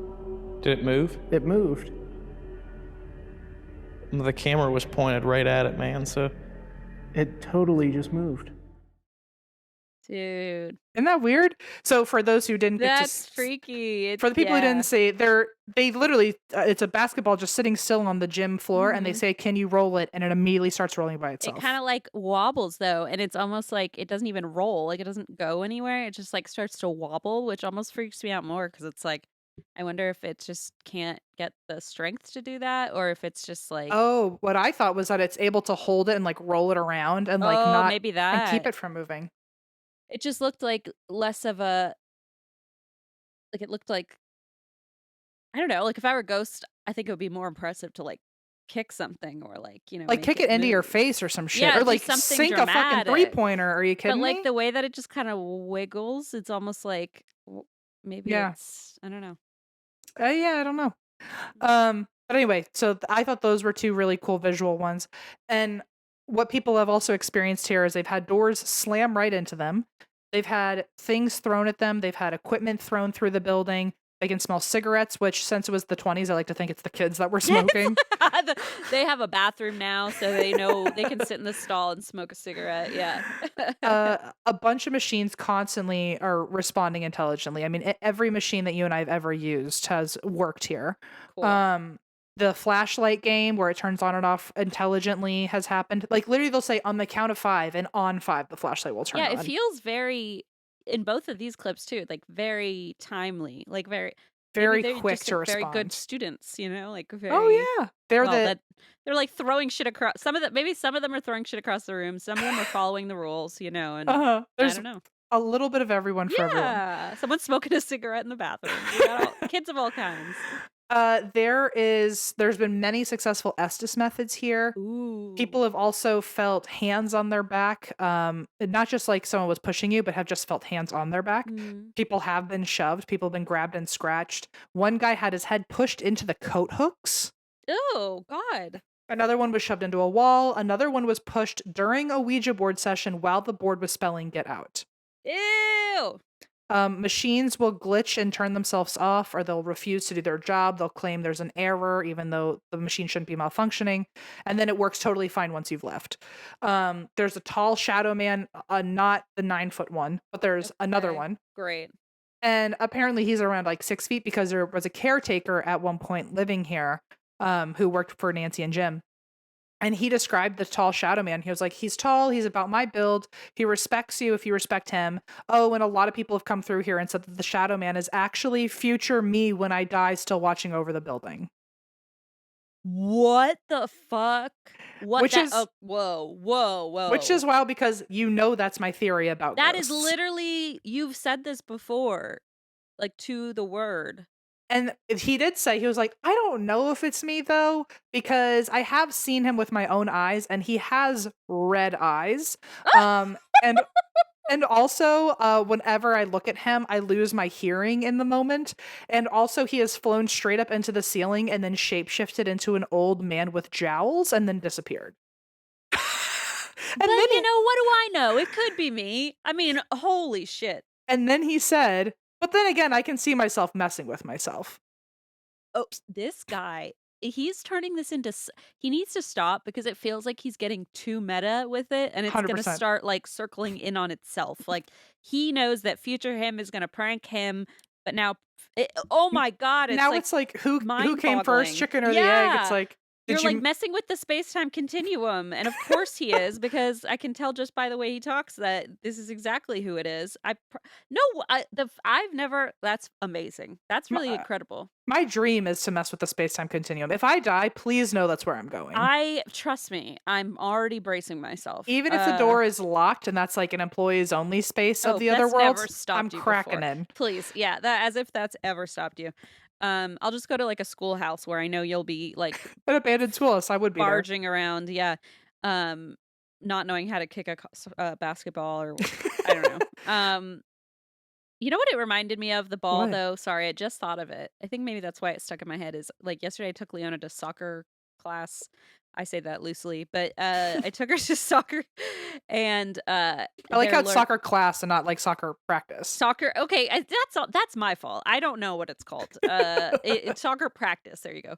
But there is no like game. There's no team, so it's sort of like maybe it is just a class. I don't know, but they're learning control, where you like put your foot on the ball. And because they're Yeah. so Yeah. little, it's like hard. So they're always kind of have one foot on the soccer ball and they're kind of wobbling. And I feel like that's how that ball moved, like That's almost. such a good point. It looks like a little kid just learning. Yeah, like trying to use it or trying to pick it up. I don't know. That's just what made me think of it. Wow. Sorry. Total side note. That was actually past me playing That was playing actually soccer. that was future Leona when she's a ghost Oh telling God, us yeah, teaching us how to play. 100%. Teaching us control. Yeah. Isn't it wild that in a world of the space-time continuum being altered and like our future ghosts are already watching out for us, that you and Leona are already ghosts laughing together while watching the two of you now? It really is a comfort, I think. I think so. Some people find it really scary. I find it cool and like kind of comforting. I think it's dope. Yeah, it's dope. I agree. Okay, so some of the EVPs people have heard, they've heard kids singing. People have heard many voices talking to them. When asked to stay or leave, they've gotten an EVP saying leave. Ha. That's the thing that poor Em. I get so ticked off when we're doing an investigation. Em's like, "Do you want us to leave?" And we've been there an hour, and I'm like, "What in the fuck?" My We bad. say, "Oh, we'll respect you," and then we walk in and we're like, "Do you want us to leave?" And it's like, "Yes." That's and we're fair. like, That's a "Too good point. bad." And I'm like, that feels It's like the you most can't. Zach Bagans thing I I know, could like do. you can't ask that because if they say leave, then what? Now we're You're in right. a really awkward position here. Whoopsies. Unless Well, we're trying to rile them up, which again, yeah, it does work, I guess, for that. when people have pointed at the basketball hoop and they've gone, "What is that?" An EVP has said score. Ooh, that's cool. When using new equipment and saying like, "Oh, this is a new piece we haven't used before," an EVP will say, or an EVP has said, "It's technology." It's the future. With like a little The Spades, reading like, rainbow. tinkle. Yeah. One guy said he had the chills, and then there was an EVP that said behind you. Ew. When they asked, "What do you do here?" they got an EVP saying read. Aw. Smoke cigarettes, read a book. Yeah. When people have asked, "Why are you still here?" they've gotten an EVP work to do. Aw. Which I love. That's the most type A ghost I've ever seen. It's like, I still have to finish my pop quiz, actually. And it's like, you're in 8th grade. Like, go home and be a child. Like, I you'll know. be in college someday, and then you can focus on your homework. When one person was saying like, "I think it used to be K through 12," they said, "I think it used to be K through," and then they got an EVP saying 12. Weird. When one woman went into the bathroom, they got an EVP of a little girl saying, "She's in the bathroom." Uh-oh. That feels like you're trapped in there now. Sorry. And then they've got an EVP of someone saying "fuck you," of course. Uh-oh. And when asked, okay, so let me see if I can find this clip because this is the last clip I have for you. They found a chair facing a wall. One of the Oh. investigative teams. A little dunce chair. Well, so then they said, "Oh, did you ever get in trouble and you had to like sit in this chair?" And then they got an EVP of a voice saying "or worse." Oh gosh. And that's, you can click that and it's 420. 420. Okay. Here we go. That's the clearest EVP that we've ever got out of this place, though, or worse. Anybody get in trouble in here and have to face the wall, get put on timeout. Or worse. Have to face the wall, get put on timeout. Or worse. Oh, okay. My stomach just twisted up like that. That got me, or worse, got me. Isn't that weird? It's very actually clear. It's really freaky. It's Or very, worse, very and it's clear. like clearly a child. Or worse. Yeah. Oh. So one of the reasons that this kid might have said "or worse" is because there is a rumor that the principal, who's known to be a very foreboding character, was abusing the kids here. Oh no. It's also thought that maybe it was the principal and or the janitor. Oh. And it said that if it was happening, it happened in either the storage closet or the principal's office, hence janitor or the principal. Are we Because talking sexual abuse? I think so. I don't. Oh, They didn't no. say. They just said Oh, abuse. okay. Oh. It's thought that this would happen in either the storage closet or the principal's office because those are now the two most active, dark, and creepy rooms that are often said to be portals, of course. Oh, God. In the storage room, people feel a lot of rage. They get Mhm. anxiety attacks and they cry for no reason. Ugh. And in the principal's office, people most often see a shadow man there and they feel like they're in trouble. Ooh. And That's gotta be a rough feeling to feel as a grown up. Like, I feel like I'm in trouble. That's gotta be Yeah. like such an unsettling feeling. And Nancy has even been quoted saying about the principal, I don't think he hesitates to be aggressive. Ooh. Yeah, no thank you. No thanks. Another room with the same energy and has also been said to maybe be a portal is the boiler room, where people have actually been physically attacked by something. Nothing good happens in the boiler room as far as I'm concerned. It's next to the gym, which is why the gym is also said to be so active. But in the boiler room, people have been scratched, like pushed, shoved. They hear like the meaner EVPs, things like that. So before we go, I wanted to tell you about the 3 episodes I watched on this. They're all, I think, pretty quick. But there's a show called Ghost Stalkers. And one of the investigators, his name is Chad. And so he said, my name's Chad. What's yours? And then an EVP said, God damn it, Chad, which I loved. It was you and me in the future. Yes. Or past. Oh, not a Chad. Chad was also in the auditorium and he plays a recorder for them as like a show and tell. I see. I knew that would be a hit. And he gets intelligent responses from that. He does a play on the stage. And when he says, let's play together, then he hears footsteps outside. They have freezing cold blasts, intelligent tapping when asked. They see an apparition by the principal's office that apparently looked like 2 kids standing on top of each other. Oh, I hate what? that. Maybe. What if that's the 9-foot shadow figure? It's just 2 kids in a trench coat. Maybe. He tried to ignore it, but I guess that same figure kept showing up throughout the night. And they even said, this is like the creepiest part of that show, Ghost Stalkers. Is that what it was? Yeah. Is that he kept trying to do digital recorder EVP sessions, and he realized that nothing was coming through, including his own voice wasn't being recorded. Oh, no. So he tries to do an EVP session, and the digital recorder doesn't pick up on anything, including his own voice. And then when he leaves the building, he tries outside of the building, and his voice is recording again. No, I don't like that. I obviously have to mention Kindred Spirits. Yay. Because I know how much you love them. I guess during this, they were saying like, oh, lately there's been a darker entity around and we can't figure out what it is. The caretaker was saying like, there's this new shadow figure, but he's so big that he, quote, is hunched over because the ceiling is too low. I think I vaguely remember this episode, but now I really want to go rewatch it because that's fucking creepy. He says, do you want to... They ask, do you want to step out and let us see you? Then they hear footsteps. They ask about the new shadow figure, and then they hear their equipment get thrown around like something's mad at them. So when they say, do you not want to talk about that? They get an EVP that says no. They do a very eerie Estes method where after taking those context clues and researching the area, they realize that there's this guy, Terry, who was murdered not too far from the school. And it was like the only unsolved crime in the area. Oh. So they think maybe his energy's super aggressive after being murdered. Ooh. But they have an EVP session right after that, and they ask, is there someone here you don't want to talk in front of or someone you don't trust? And they get an EVP that says Terry. Yuck. Then they bring in your man of the day. I knew he was in this episode. I remember so vividly. But isn't he the best? He's the best. He's the best. As soon as he walks in, he goes, you've got a war going on in this building. Yes, and then he has his little scarf, and you're like, oh my God, shit's about to go down. He didn't pick up on anything specific except he heard the words "get the fuck out" in his head. Cool. And when they started explaining Terry to him, he actually interrupts them and looks freaked out. And he's like, is he the one showing himself as huge, like big and threatening, like overpoweringly huge? And then as he's saying that to like show what he's talking about, Chip Coffee stands up and hunches over. No, like they showed. Oh, yeah. Forget it. See, this is what I mean. Oh.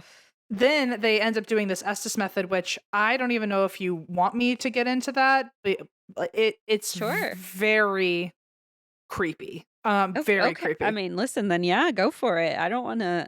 Don't let me hold you back. So they do an Estes method where actually Chip Coffee's part of the Estes method. Ooh, fun. And they have the woman Amy, and then they Mhm. have Chip separately doing an Estes method in the same room.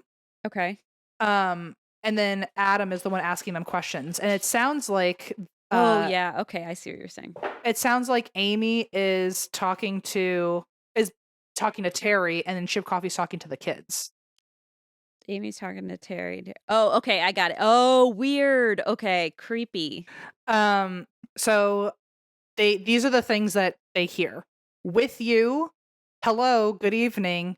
When they say, tell me your name, he says, move over. When Adam asks, do you know that you're affecting other spirits here? Then they both hear laughing in the Estes method. When they say, can you stop doing that and stop affecting people? They hear, I don't want to. We don't want to. Get out of here. He's coming. It's him. It's true. Hide. Oh, it's true. Hide. When they say leave Amy, when Adam says leave Amy alone, they hear get bent. Oh! And then he says, I'm getting stronger. I like it here. Then he hears laughter. You're the problem. Go away. I mean, it's just very, very creepy. Like, so aggressive.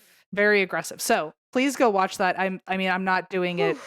I don't want to it'll take me forever to tell the whole thing, but it's very terrifying. It's worth a watch, even just to see Chip like swoop in, because Yes. really he is just a gem. I still have my coffee mug that someone mailed me, and I love to drink out of that thing. My Chip coffee mug. Okay, well, the last thing I have to say is that Sam and Colby went here. For those who don't know, Sam and Colby are like these huge YouTuber, TikTok investigator influencers. I feel like they're the next generation Zach Bagans. They're like Gen Zers, right? Like Yeah. they're like that audience at least. Yeah, Or- they're definitely not. I mean, they're not my audience. Like I've heard about them a million times, but this episode was the first one of theirs I've watched because I've watched one for a place that you and I investigated. Okay. And I will tell you after, and it was ridiculous. And they Yeah. faked a bunch of shit. It's very, I mean, they're certainly Gen Z TikTok influencers. And I will say they have the same business acumen as Zach Bagans, so I'm not like harshing they're their doing vibe things there. right. No, they have millions and millions of followers. They've got a good formula going, yeah. But it's definitely not like, I think I'm a little too old for their audience. Yeah, me too. So Not for me. they like, if anyone knows what I'm talking about on TikTok, like how there's like those people who start videos and they're just like screaming information at you. It's like, why are you so fucking loud? Like back up. Like they kind of have that vibe for me. Yeah, they're really heightened energy Yes. wise. And everything's like, whoa, bro. I mean, it's very Zach Bagans, but like totally Yeah. different. Yeah, I totally know what you mean now. Yeah. But anyway, so they have a YouTube show where they go ghost hunting, and there are so many videos on their own account about this school, Mhm. but there are so many YouTube accounts that like I think want to be Sam and Colby that have also been here and they all felt like the same video, and all of them were like an hour and a half long videos. Some of them were even calling themselves like Farrar Schoolhouse the movie, and I'm like, I'm not gonna sit here and watch fucking movie. I'm not going to sit here and watch the movie of 9 different grown Gen Z boys that I don't care like about. 20-year-old, 19-year-old kids So screaming. at some point, I could not get through a lot of them. I did watch like 20 videos, but I watched the ones that weren't an hour and a half long. Listen, that's a lot. That sounds like a lot. Sam and Colby alone, I only watched one of their videos on this, which I found out was the first of a 3-part series. Jeez, oh Pete. And each Okay. of them were at minimum an hour long. Jeez, oh Pete. So I was like, I'm not doing it. I'm sorry. And also not only that, but again, they're not my vibe. And Yeah. so I did not want to watch, I think it was a total of like 3, 4, 5 hours of Gen Z boys screaming They're nothing. just screaming. Oh my god! It's like, yeah, it's just you need a certain level of youthful bandwidth that we don't have Yeah, anymore. I don't so have it. sorry. No. So to bring it all back, the reason why they made this trilogy, this like 4-hour long saga of them going to the Farrar Schoolhouse, is because a la mini Zach Bagans, they bought the school from Nancy and Jim No, they didn't. for You $260,000. You are kidding with me right now. And so to promote their big purchase, they filmed 3 videos of You are kidding. they had a week-long lockdown investigation as soon as they bought it. Like, they got the keys and locked down that night and stayed for a whole week. It's like, And why do we joke about doing stuff like that instead of doing it?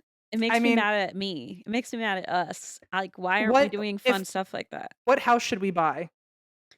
One in Galena. Oh, okay. Yeah, it doesn't have I to be haunted know. either. Let's just go there. Well, it'll be haunted. We'll make sure. We'll walk around until we find one that's haunted. Sure. We wouldn't buy a house that wasn't haunted together. There's no way. I think don't a think lot I- of people were talking about us buying the Conjuring house a while ago. Remember I that? remember that, yeah, and I feel like that would have worked too. It's just I feel more. It's too mainstream for me. You know, I want something like really random with like really random ghosts, like an old schoolhouse or something. Really? Because I think financially it's a really smart move of like, talk about supplemental income is like just charge people towards investigations at an abandoned house. Yeah, I know, but we could do that, and also, I don't know. I don't know. Leave your thoughts in the comments. What venture should we get into next? Yeah, thumbs up, like, and subscribe. Yeah. Ah! So to promote their big purchase, they did this whole, we're going to film every single second of a whole week. Yeah. And they filmed 3 videos. They put out a full trilogy. And that, my friend, was called Hell Week. Oh, I just came from Hell Week. Oh my God, it's a fucking just Colby and what are they called? Sam and Colby. Okay, I get it. So I already said this, but I only watched the first of the 3 videos. And I'm just going to let you, I was going to watch all 3. I was going to just do it. But I want you to know what I endured in the first one. And I don't mean that to sound, well, you tell me how you feel. I already know how I feel because I've watched their videos on other places we've been to and gone, you are making this up. It's just so testosterone-y. Like, it's just not, and it's like young testosterone. It's like their frontal lobes. I feel like they could not fully define, quite a lot about things. I don't know. I don't know. I feel like not for us. We're in an older place. We're in a quieter place. Old.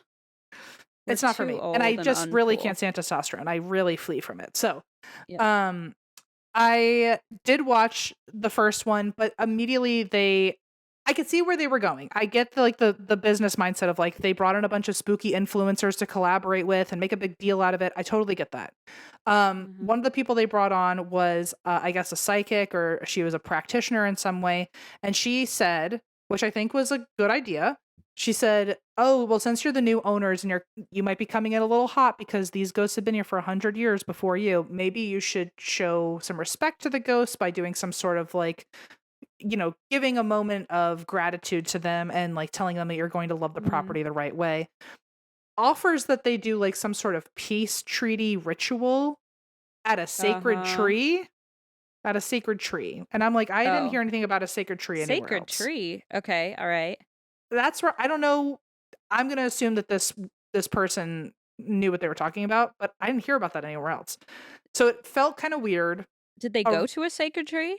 There was a sacred tree like on the property. But did they go to it, like film it and stuff? So they filmed this like ritual that they did where they like burned a bunch of tobacco and said like, I hope that you know that we're going to take care of the property. And I was like, it felt icky despite maybe good intentions, and I was like, okay, like maybe they're trying and they've got the right spirit.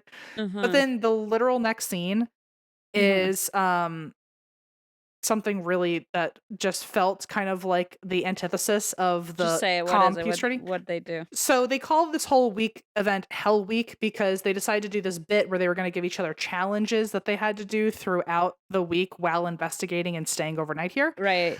Okay, of course, sure. So the surprise challenges they gave themselves on the property, Sam dared Colby to go investigate the boiler room where everyone gets touched on his own, hogtied with rope. What the fuck? So he could be whatever, like prey, whatever. I don't know. And then Colby dared Sam to go dig his own grave in the ground and do an Estes method in there. I guess to be closer to the bodies in the graveyard. I don't know. But this is a quote. This is a quote from Colby.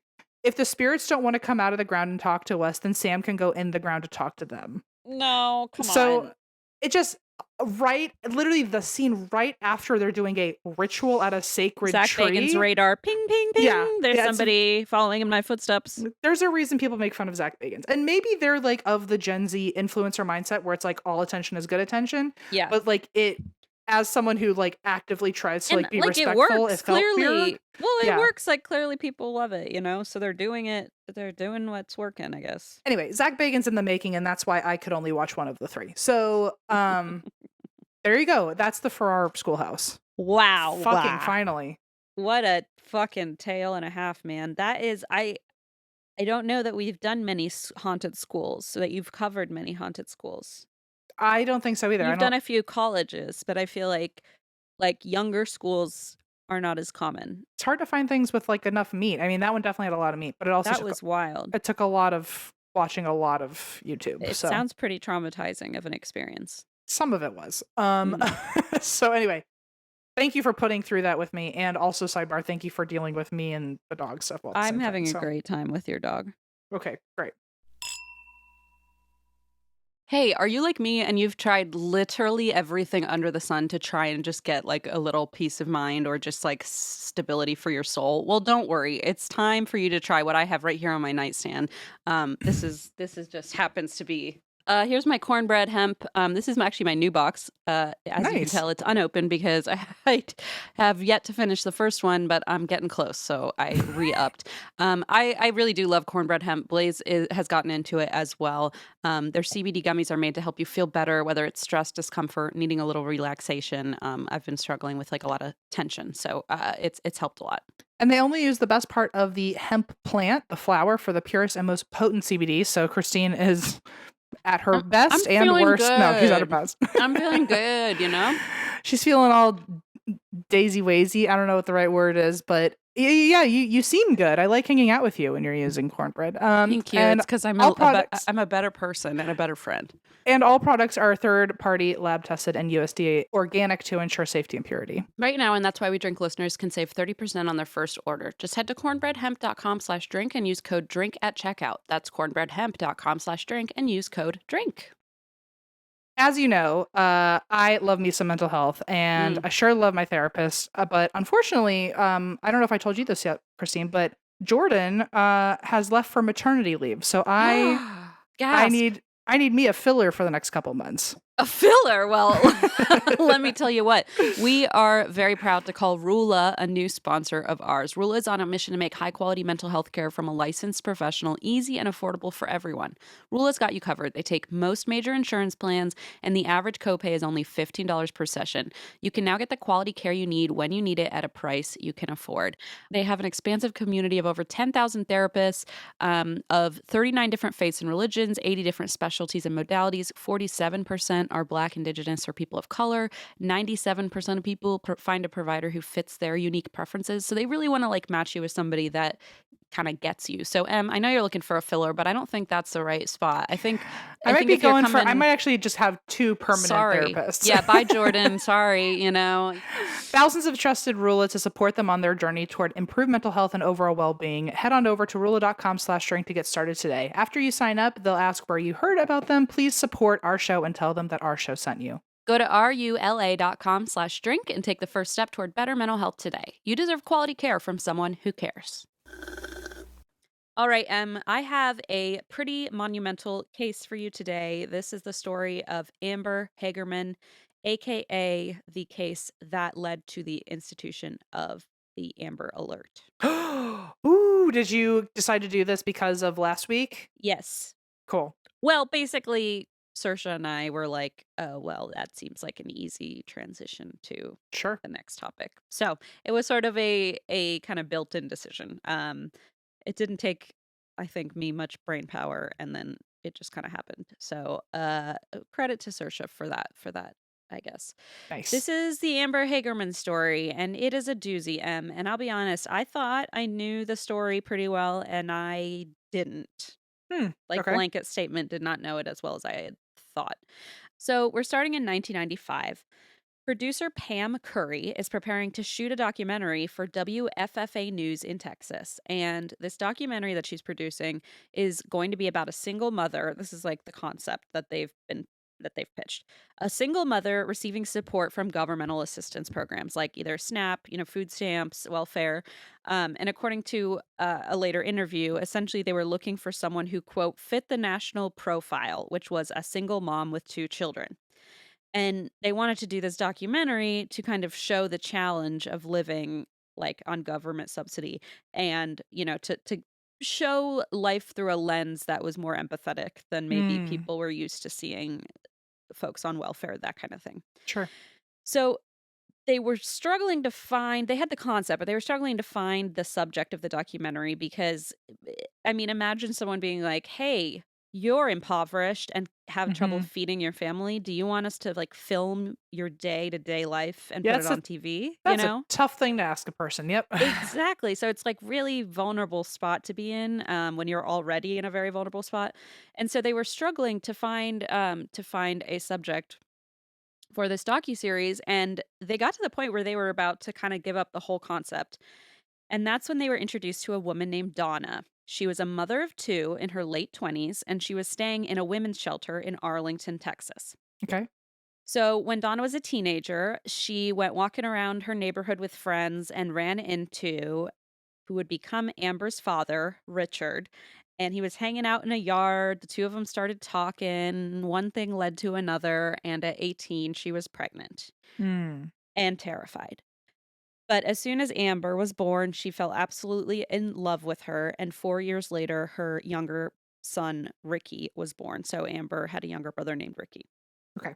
When the children were young, though, their father started drinking excessively. And although Donna said he never physically abused the children, he was, quote, really mean when he was drinking. And it was a very dangerous environment.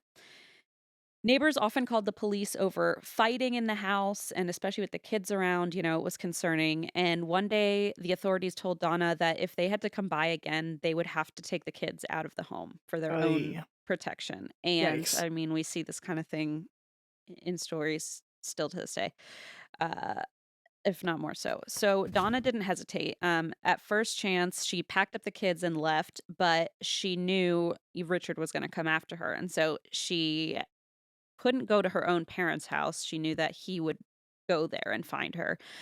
So for a few days, they lived in her car. Then they moved into the women's shelter for 6 weeks. And that's where Donna received assistance applying to social benefits, securing an apartment. And when the documentarians came by and were introduced to Donna, that's when they were like, hey, this might be the perfect match. Donna was a little uncertain about putting her life on display, but ultimately she felt like this would be an empowering move and like a way to show other women how to get through this kind of thing. Sure, that And makes sense. yeah, and I thought that was just a really cool way to look at it. That it would help other people in the same situation, especially if they felt isolated. Hmm. So Donna and the kids settled into this apartment that the shelter helped them find, and they moved in. They had several months before filming for this documentary actually began. And for a while, anytime somebody knocked on the door, they were on edge, right? Because they're thinking Richard's found us, and Yeah. he's gonna I can't imagine, like, on hurt top, us. it's like, oh, well, yeah, no, just the stress. Just the stress. The stress, like that hyper vigilance that takes so long to go away, if it ever does. And Yeah. yeah, and so Donna tried to make her kids feel secure financially, but Amber, as she's growing up, she knows they're struggling because Amber's school, for example, has like a $3 skate night, and she can't participate because her mom can't afford it. Poor girl. And I know, and it's tough because her mom's trying, of course, her hardest to not have this pressure fall on the children, but Amber begins worrying a lot and takes on a lot of this anxiety. But Donna does her best to reassure her kids they would not be homeless again. They would always have food to eat. It's really fucking That's sad. tough. That's really Yeah. tough.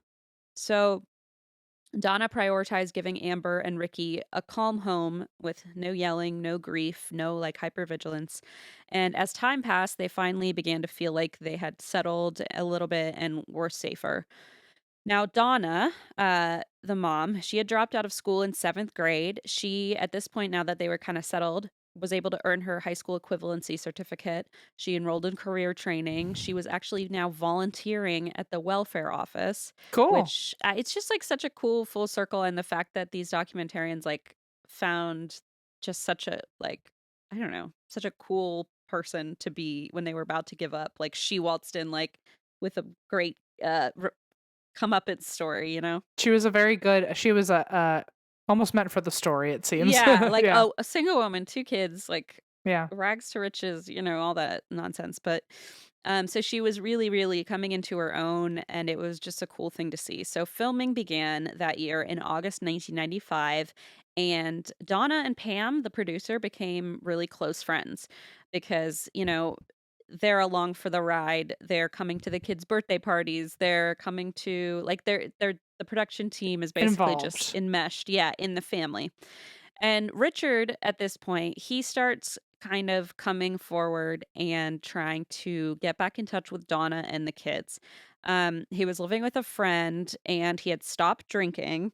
And at first she said, you know, absolutely not. It took a while, but she finally felt truly convinced that Richard was sober for good, and Mhm. she cautiously allowed him to be in touch with Amber and Ricky, so that they could hopefully at least have somewhat of a positive relationship with their father, and it seemed to go pretty well.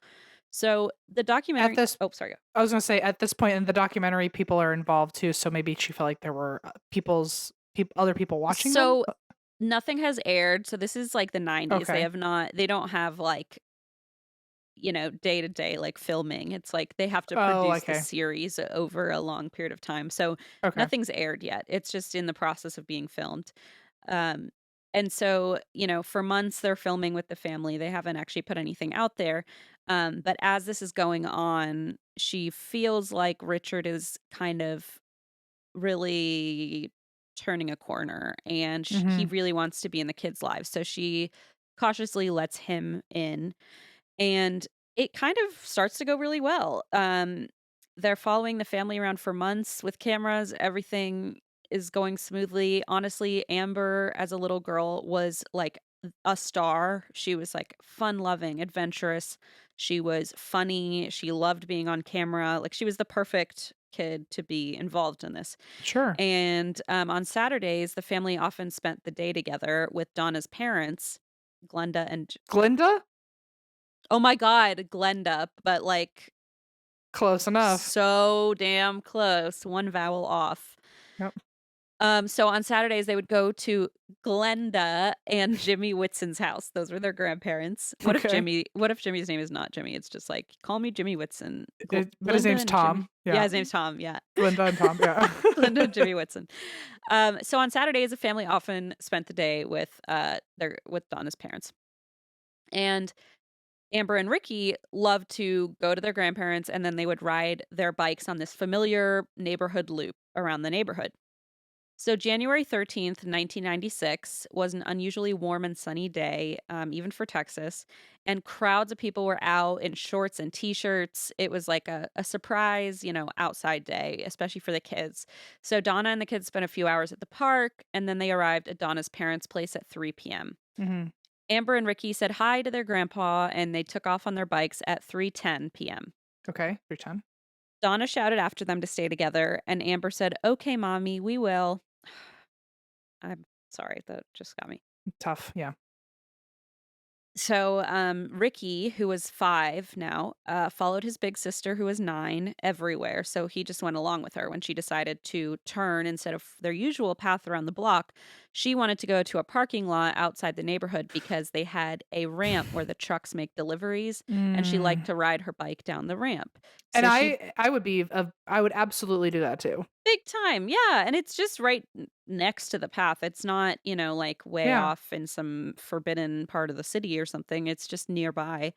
And so he's, you know, 4 years younger. He just follows his big sister and they go to this parking lot and she wants to ride up and down the ramp where the trucks make deliveries. And so Ricky starts to get nervous. He's like, "I don't know if we're allowed to be here." Like he's just a little bit on edge, but Amber says, "Okay, don't worry. You head home. I'll come right after you."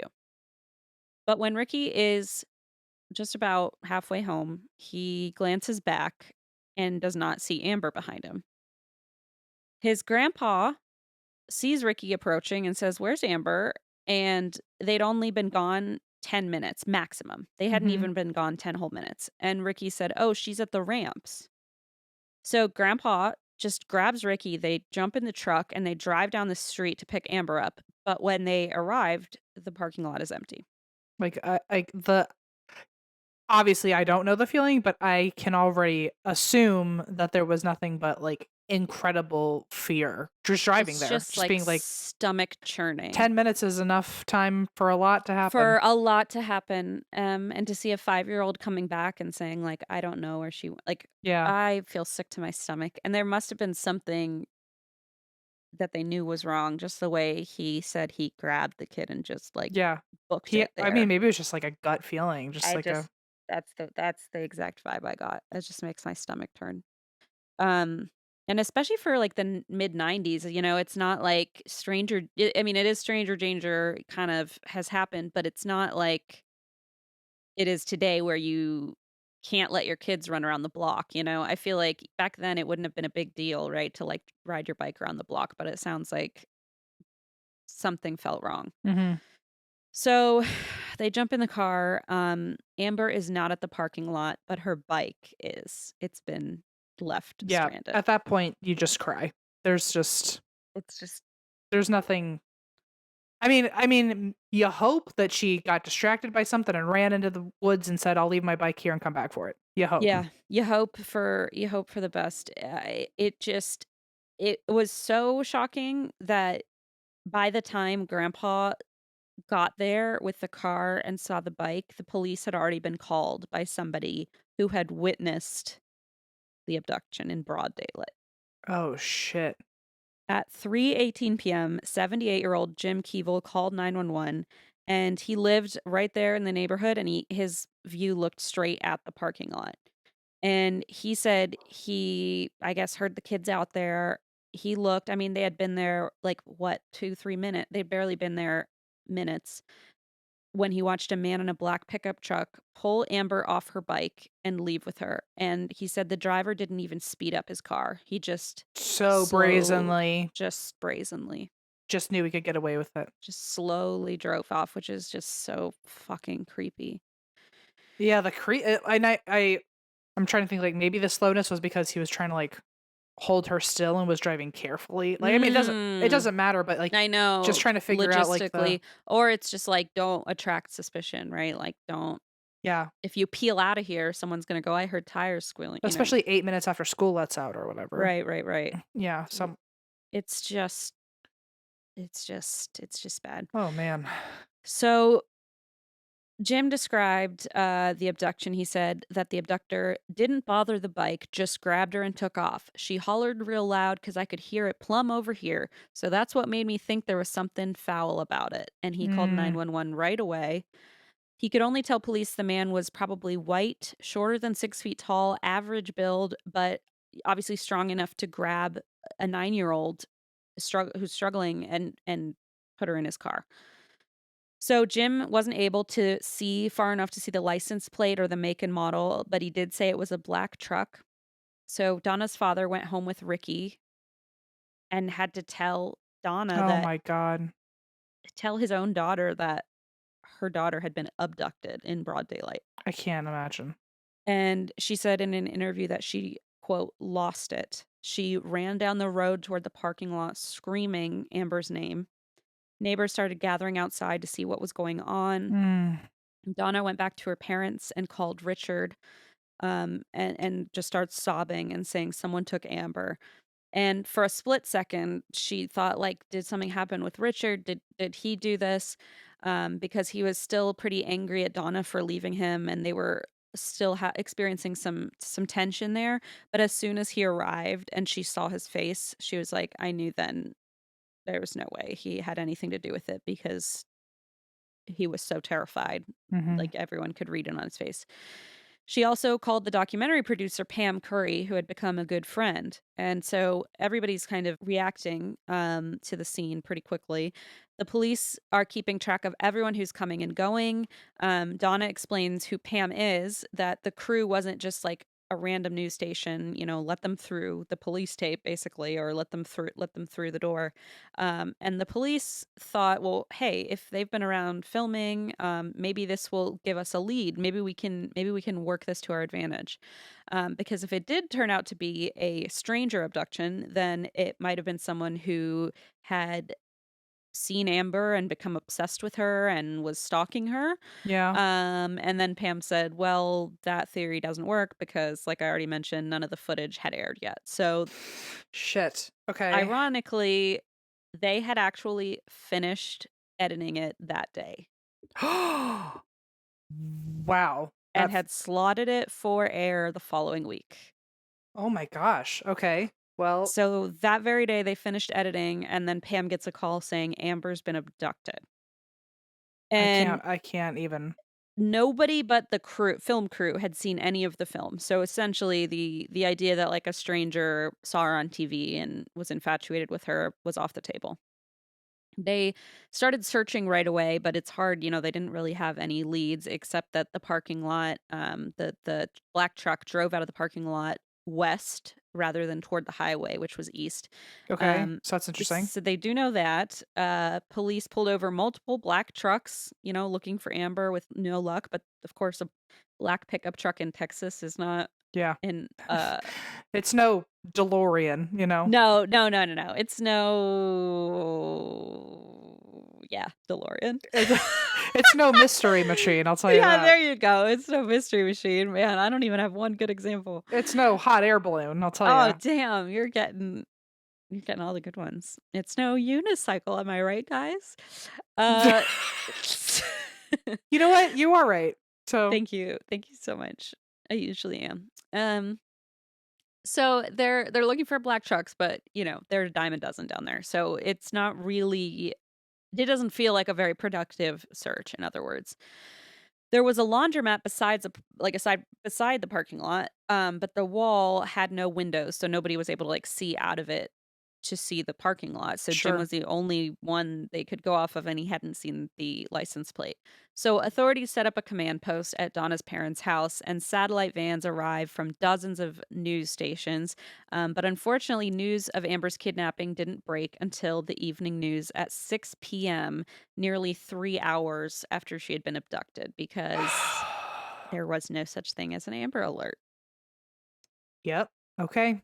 Wow. So giving the abductor 3 hours means, it could have had plenty of time to find a new location, leave town. If end her anything can happen life. in 10 minutes, anything can happen in 3 hours. That is just a horrifyingly chilling point. Yes, exactly.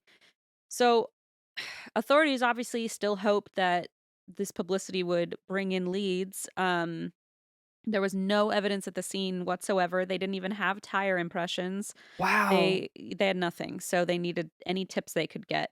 And Pam's team, who had been filming, they did give all the unaired footage, to police to give investigators Okay. something to look at and try and see if they could figure anything out. In Also, the coverage, sorry. I was going to say the 78-year-old who called in 911. How do we know how far away he was? So From he was. I don't know technically. I do know he was, I believe, living in an apartment complex on several floors up, I assume. Okay, so he was kind of far. I think he was kind of far. He was also elderly. I don't think he could have seen it Sure. Yeah. from where he So he's was. just like a black truck. Yeah. He just saw a black truck. And I think it just happened so fast too, and so just calmly, Yeah. brazenly, that it was almost yeah. But it's too bad. I mean, thank God somebody saw it, but it's like you wish one more person would have looked out the window at the right time. You know what I mean? It's always so hard. hmm So in the coverage of her abduction, they also were able to use the documentary footage because the family gave it to the news media and said, if this helps get Amber's story out, then we want you to use it. So on the news, they were able to use footage of Amber blowing out birthday candles, playing with friends, getting tucked into bed. And so this, for the public was very eye-opening. It Yeah. the amount of people who went to vigils, who put up flyers. Like, they leapt into action because they were able to watch this footage of this little girl, like, going about her day-to-day life because it had all been on film. And so callers overwhelmed investigators with tips. Arlington was covered in pink bows in Amber's name. They had them tied around trees. It was a huge, huge deal, and she became like a very, very important person in everyone's household. So things were tense between Richard and Donna because Richard learned that in the unaired documentary, she had accused him of abuse, and he denied any abuse. And so there was definitely increased tension. However, because they both wanted Amber back, they repeatedly went on the news together. They were able to work side by side well enough to, put on a good front and go on air and just plead for Amber's safe return. Mm-hmm. Donna told the abductor to just drop Amber somewhere safe. She said, quote, "She's smart. She can find her way home. Just let her go." God, that's so Oof, sad. it's That's just so sad. It's horrible. Richard, for what it's worth, was officially ruled out as a suspect. So it's not just that he, looked totally stricken, but he actually was officially ruled out when surveillance footage showed him basically at a storage place that he was at that he had already given as his alibi. So basically, his Oh, okay. alibi was good. Okay.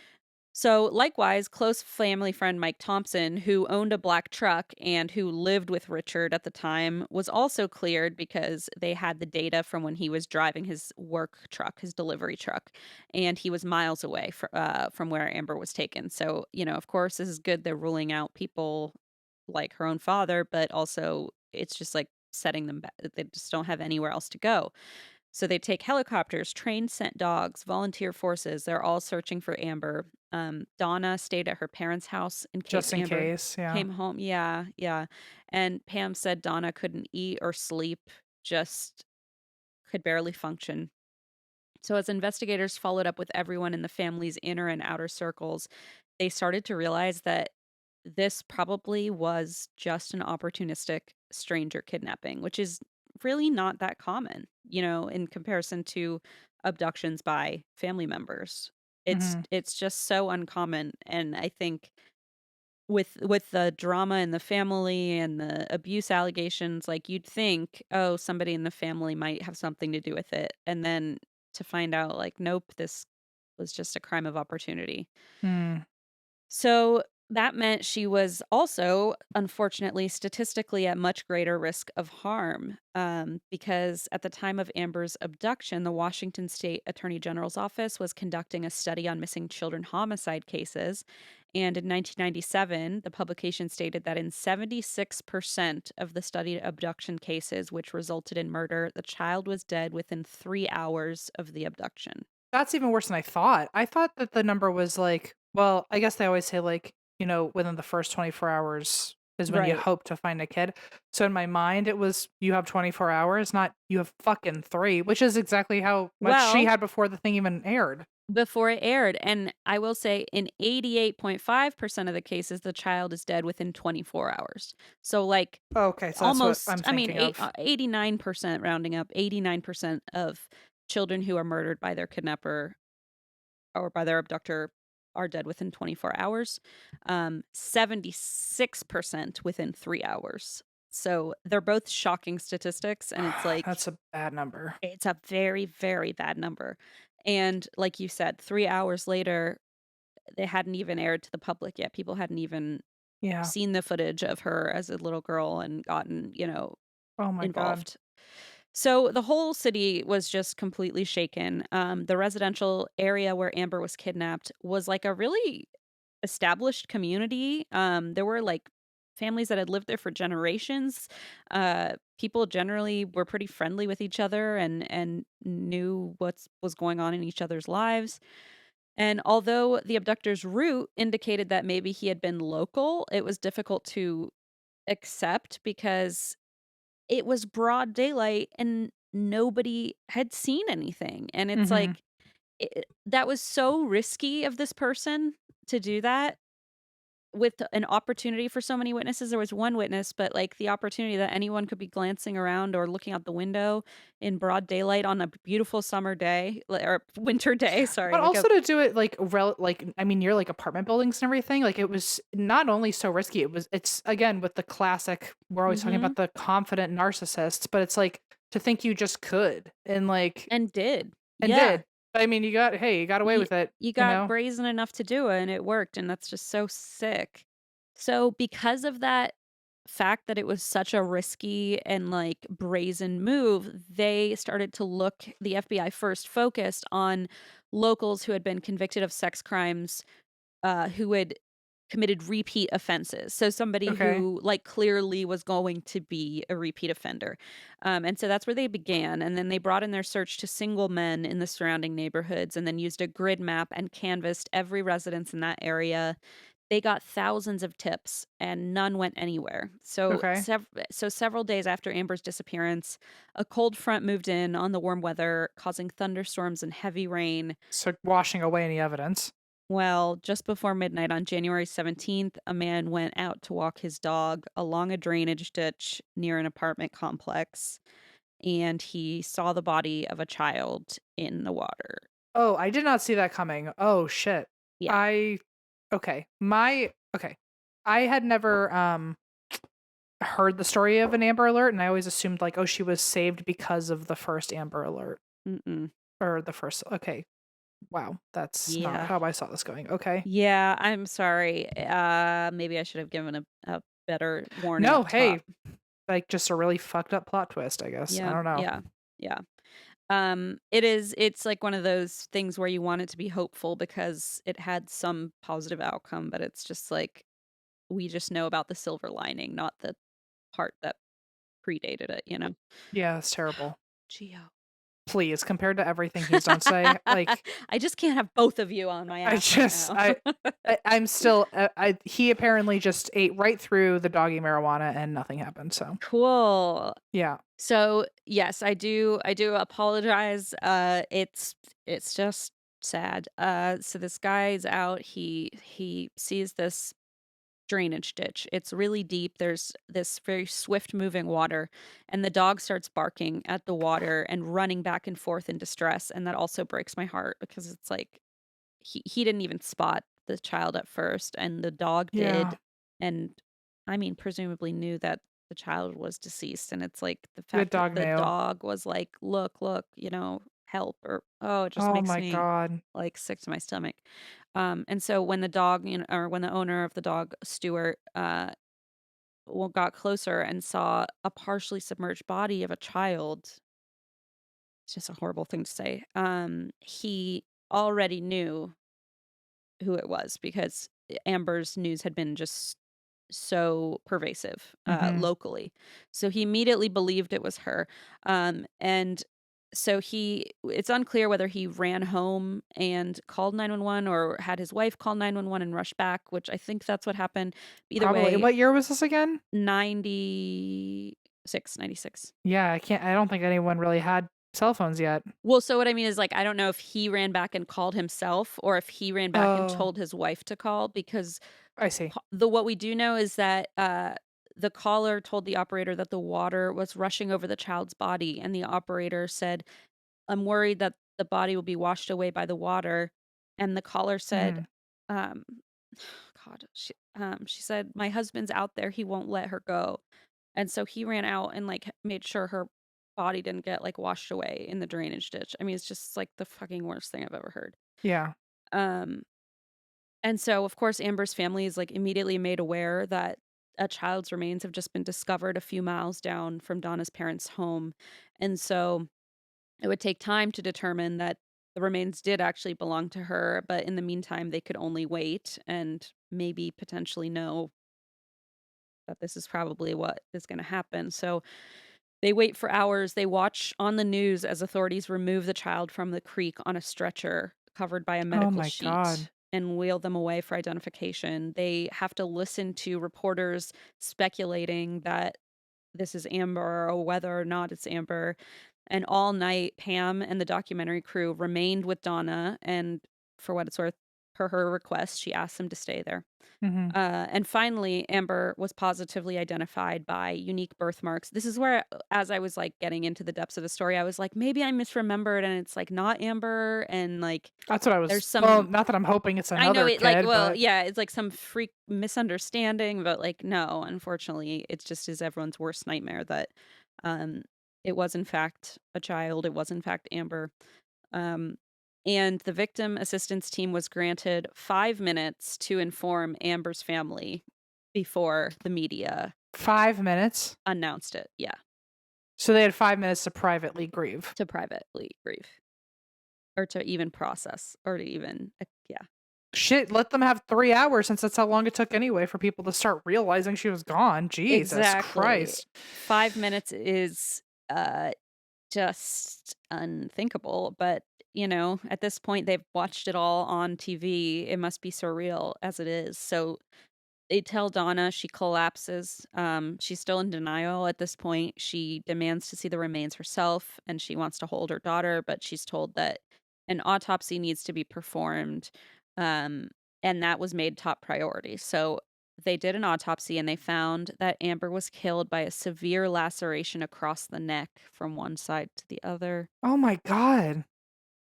There were no signs of physical torture or sexual abuse on Amber's body. Although, they can't rule out a sexual component. We've all Hmm. heard that idea that like sometimes the violence is the sexual gratification, is a sexual part of the act. So uh, Oh my God. it's possible, but they didn't find any signs of rape. There was also a lack of posthumous injuries that would indicate that she had been floating far in the creek before discovery, and investigators believed she was basically discovered where she had been placed. So she hadn't been like, moving rapidly through the water. It was more that she Okay. had been there until the drainage ditch kind of filled up and she was spotted for the first time.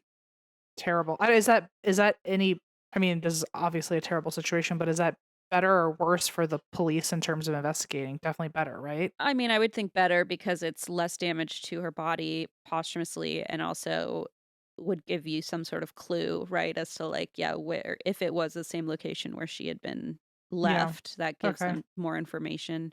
I mean, I want to say that, but then just spoiler alert, we don't get many answers, so Oh, okay. Well, it just gets worse. I'm sorry. wow. This whole time I thought we were going to at least figure out what happened.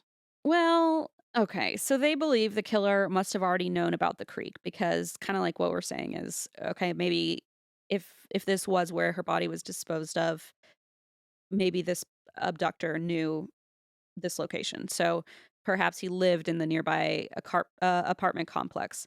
So they began systematically interviewing the residents of every occupied apartment that kind of was right next to that drainage Area. ditch. Yeah. Yeah. But while the complex had two gates, one was broken, so anyone could come and go, and there was not really like a code that was working on one of the gates.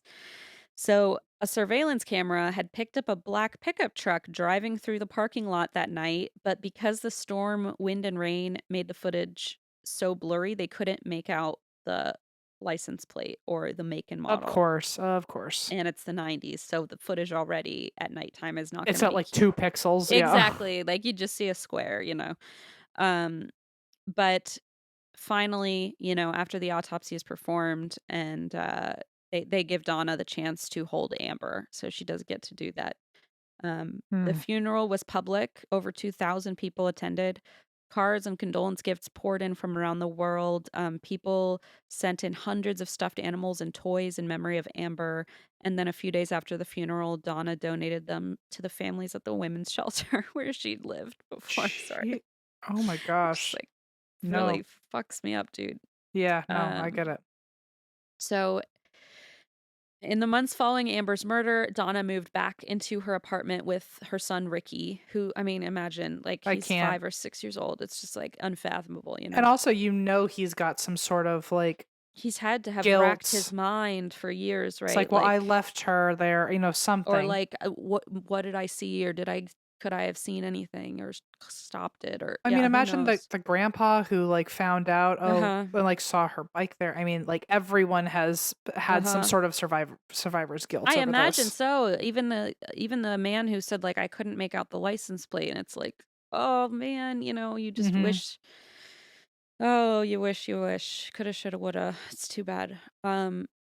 So Donna received thousands of dollars in donations in supporter or from supporters in Amber's name, but unfortunately, this became kind of a problem because she put the money into a trust fund because she really one day all she had hoped that one of her kids or both of her kids would be able to attend college someday. So Hmm. she put this donated money aside for in a trust for Ricky, but the welfare department said, "Well, that's money that you have that you could be using for rent, groceries, etc. So we're taking basically our support back." And it just I talk about a fucking slap in the face. Big ass middle finger. Oh my God. Yes, yes. And they then said, "Well, why don't you seek child support from Richard and get money that way?" And ultimately, they just pulled her social benefits That's after Amber such died. trash. That's such trash. It is. And this is like the most just outrageous. Infuriating. Well, just listen to this sentence. What? Ultimately, Donna lost her social benefits following Amber's death, even while being honored at a ceremony for her outstanding volunteer work at the welfare office, work she had done for free to support the program she believed in and that had once What? helped her. What an Like, absolute terror of a headline. is that not just the world's shittiest I headline would or sentence in the world? I'd quit that day. I'd be like, fuck you, fuck you, I fuck I you. can't imagine the slap in the face, like the just betrayal of Which, that. like, it's not even like she's a random person seeking out help. No, Like, she has connections to the people who could approve this, and there's like, she's helping nah. other people, right? Exactly. It's just amazing. It's just amazing. Oh my Um, God. Obviously not worse than her losing her fucking of child, course but not. that's certainly the most ridiculous thing I've heard in this story so far. It's just the most like blatant slap in the face. Like you couldn't get more ironic plot twist, shitty turn of events. Like, and Um, talk about salting a wound. It's like she oh literally lost yeah. her fucking kid. You can't just And she's even, trying to raise her 5-year-old now, and feed him. and And she's the it's like, poster child for how wonderful you are. Like, right, and they're trying to get some sympathy, empathy going here for people to really support these systems and support this kind of support for other people, but true. I mean, it's just just talk rough about times. I total mean, betrayal. Total betrayal. it's just hard to imagine this is what 30 years ago and we're still fucking If you not. thought your job sucked, that's Yeah, that's got to sh- be no one was having a worse day than her that day. Tell you that. no, that's got to be really really really bad. I mean, it was. She sometimes lacked the will to even live, she said, but Yeah, she said, I just want to go be with Amber. I But get it. Yeah. she had Ricky, and she said so she wanted to live for him. She became a highly public figure. She advocated for Amber for the safety of other kids in Texas. The Arlington community rallied behind her, and really sought justice for Amber and her family. Donna did receive support from other families of abduction murder victims, like Polly Kloss's father, and that story I covered in episode 412, which wasn't too long ago. Okay. And so she did receive some support that way. Investigators continued to follow up on thousands of tips, including one woman who apparently, talk about like twisted. She fabricated a story about seeing Amber in a black pickup truck, going so far as to making up a partial license plate Why? and getting an innocent man, I'll tell you, and getting an innocent man investigated before she admitted she just lied because she thought it would give Donna some hope. I don't even know what to do with that. It's Like, just like, thanks for nothing. sit down, like, sit down. I've never understood the like, oh, I'm being helpful It's in a way not that's actually right. not helpful at That all, just like makes it so much worse. Like, get out of here, and just muddies everything And up. then gets Yeah, another family involved that had nothing to do and with gets it. another person in trouble. Yeah. What in the fuck? Yeah, just no. If you don't have something to say that's gonna help, just be quiet. So one day, Fort Worth, Texas resident Diana Simone called her local radio station with an idea. Now, this is Okay. where I was like, wait, what? This is how this happened? Diana Simone of Fort Worth, Texas, calls the local radio and says, I have a great idea. There should be a system in place between law enforcement agencies and radio stations so that we can announce when a child goes missing right away and make sure we find them. You know what's really like wild is that someone had to pitch that. That should have just been like, hey, the second we have a radio, people should know about things. I know, but you wouldn't. Maybe It was there's on- like a legalities of like, well, we can't announce until blah blah blah or something. But like, Maybe I think there was probably also not like a widespread like alert system in place, maybe like that could. maybe, but wouldn't you think like I mean, Hmm. I'm speaking like Hindsight, right, hindsight, retroactively, whatever. But like I would imagine if the second radio came out and they were warning you of like a fire nearby or the weather or like, hey, a tornado's coming and look out. Mhm. Why didn't it occur to them like, hey, there's someone missing, you You're know? probably right. I think it must have just been like, well, they're not going to release that information publicly Yeah, I because guess. if they're looking for someone's killer, like if you announce, "Hey, this kid just went missing," like you have no control over the case. So maybe it's like they needed a system in place, especially for kids. Like they're not going to just go around announcing names of, Yeah. on public police radio that you can just like hear. It So I just it feels so obvious. Like it's wild it had to be pitched a long time after radio was invented. I agree. But Diana Simone, a Yep. light bulb Hey, went off girl. in her head. She said she followed Amber's case on the news and thought that Amber may have been found if the public could have known immediately to be on the lookout for the abductor and the black truck. And I think it Mhm. was specifically the black truck because think of an Amber Alert. It's about the vehicle. Right. It's oftentimes has the license plate or at least a partial plate or at least make and model. And so, I think that was where it clicked for her. Like, oh, if we had known to look out for that black truck, Mhm. we could have been more cognizant in the hours like before we even knew she had been abducted. Right.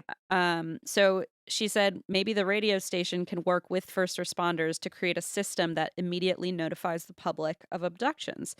And Donna, meanwhile, is continuing to advocate at this point in time. She was continuing to advocate for change to help families in abduction cases. She was speaking at town hall meetings and in documentaries and news specials. And so when she kind of heard about this, it took only a few months, but in October of 1996, the Amber Plan was officially announced publicly. Wow. The fact that it It only took a few months too, 'cause isn't that that's that's when women get involved. And I'm say, telling you. so sorry, guys. Hey, police. And honestly, Hey, radio. I Fix feel it. like I'm sorry, I'm still harping on this thing, but I feel like pitching that couldn't have been the first time that was pitched. Like Yeah. it couldn't have been. And then I feel like someone, in my mind it's a man, someone was like, yeah, we'll worry about that later. But like the second she shows up, she's like, we're fucking doing it. And months later it was enacted. Like someone pitched it about milk cartons of all things. But Right. you couldn't do it about the closest thing to the worldwide source of No. information. Worldwide. You know what? Like you're making a very good point. I do feel like maybe it was just never prioritized until something like this happened, and it was like so publicly. Someone who hated pressing. children, it was pitched to, and he Maybe. went, I don't care. Just like, or someone who just loved money more than he cared about children. 100%. I would say is more likely. But yeah, no, okay, it only took a few months. This woman's a rock star. Great. Yeah. So, well, Simone and or Diana Simone and Donna, they I guess merged together. minds. Yeah. And the Amber Plan is announced. It's of course named after Amber, but it's also an acronym for America's Missing Broadcast Emergency Response. Oh, I had no idea. I know. Fun fact. Pretty powerful stuff. So now, when this plan went into action, when an abduction occurred, information of the victim, the suspect, any vehicle involved, and other relevant information would be shared with local radio stations. The radio stations would interrupt their broadcast with a loud noise. Many of us know it, at least the one in the US, or I don't know if it's regional or what, but it's really a scary sound, and alert the public to the situation. In 2005, Hawaii became the final state to make its Amber Alert plan, completing all 50 states having, and DC having a some sort of nationwide system to alert the public of child abductions. I guess Question. yeah. Not really a serious question, but still one I'm curious about is, do you know how they picked that sound? Because they could have picked any horrible sound. Why did they pick that one? Like, what is it supposed to like hit a certain decibel in your brain I that wonder. freaks you out? I mean, my association with it was always like one of those old timey like military like wartime announcements. Like that's always my gut instinct is like we interrupt this. But I don't know. Maybe not. I wonder what other sounds they tried first. I don't know. Like, because they could have gone with like a tornado drill, like a. That's true. That's true. Anyway, Maybe I know that's like. I know. I wonder what the logistics are behind that, like behind the scenes. Like that's too close to a tornado siren. We don't want people thinking it's like weather related, and like this is too close to a bomb announcement, or I don't know. I mean, that's a genuinely interesting question. I have no clue. We'll figure it out. We'll look it up in the Appy Hour. Yeah, that's actually a great idea. Okay. So, according to the National Center for Missing and Exploited Children, the system is also active across indigenous American land, the U.S. Virgin Islands, Puerto Rico, and like I said, D.C. Similar rapid emergency child alert systems are active in dozens of countries worldwide. Chime in below with your sound in your town, especially if it's a chime, because that sounds nice. Ours isn't. Ours is not a chime. It's not a dainty little whistle chime. No, it's not a nice little wind chime or anything like that. It's a scream. It's like a digital scream. So the National Center for Missing and Exploited Children also states that as of December 31st, 2024, 1,268 children have been recovered due to the activation of an Amber Alert. Hell yeah. I know, and I want to tell you, Em, because I know that I made it sound like there was no real silver lining or like positive story to come out of this, but there is, because I am going to tell you about the first child who was rescued due to the Amber Alert. So I would appreciate that. Yeah. I do have a hopeful story at the end here. Okay. One such child was Rayleigh Bradbury, who was kidnapped by her babysitter in Arlington, Texas in 1998, triggering an Amber Alert. Wow. Just 30 minutes later, a man called 911 and said he saw the babysitter on the road with Rayleigh in the passenger seat and said, quote, this is one of the wildest things I've ever heard. And this is exactly how I would have sounded on the call to 911. Okay. That Amber Alert. The lady's right in front of me. I'm on Interstate 20 fixing to cross 1382. That's her. I can't believe it. Oh, so, wow. Like, he literally heard the Amber Alert and went, that's the car.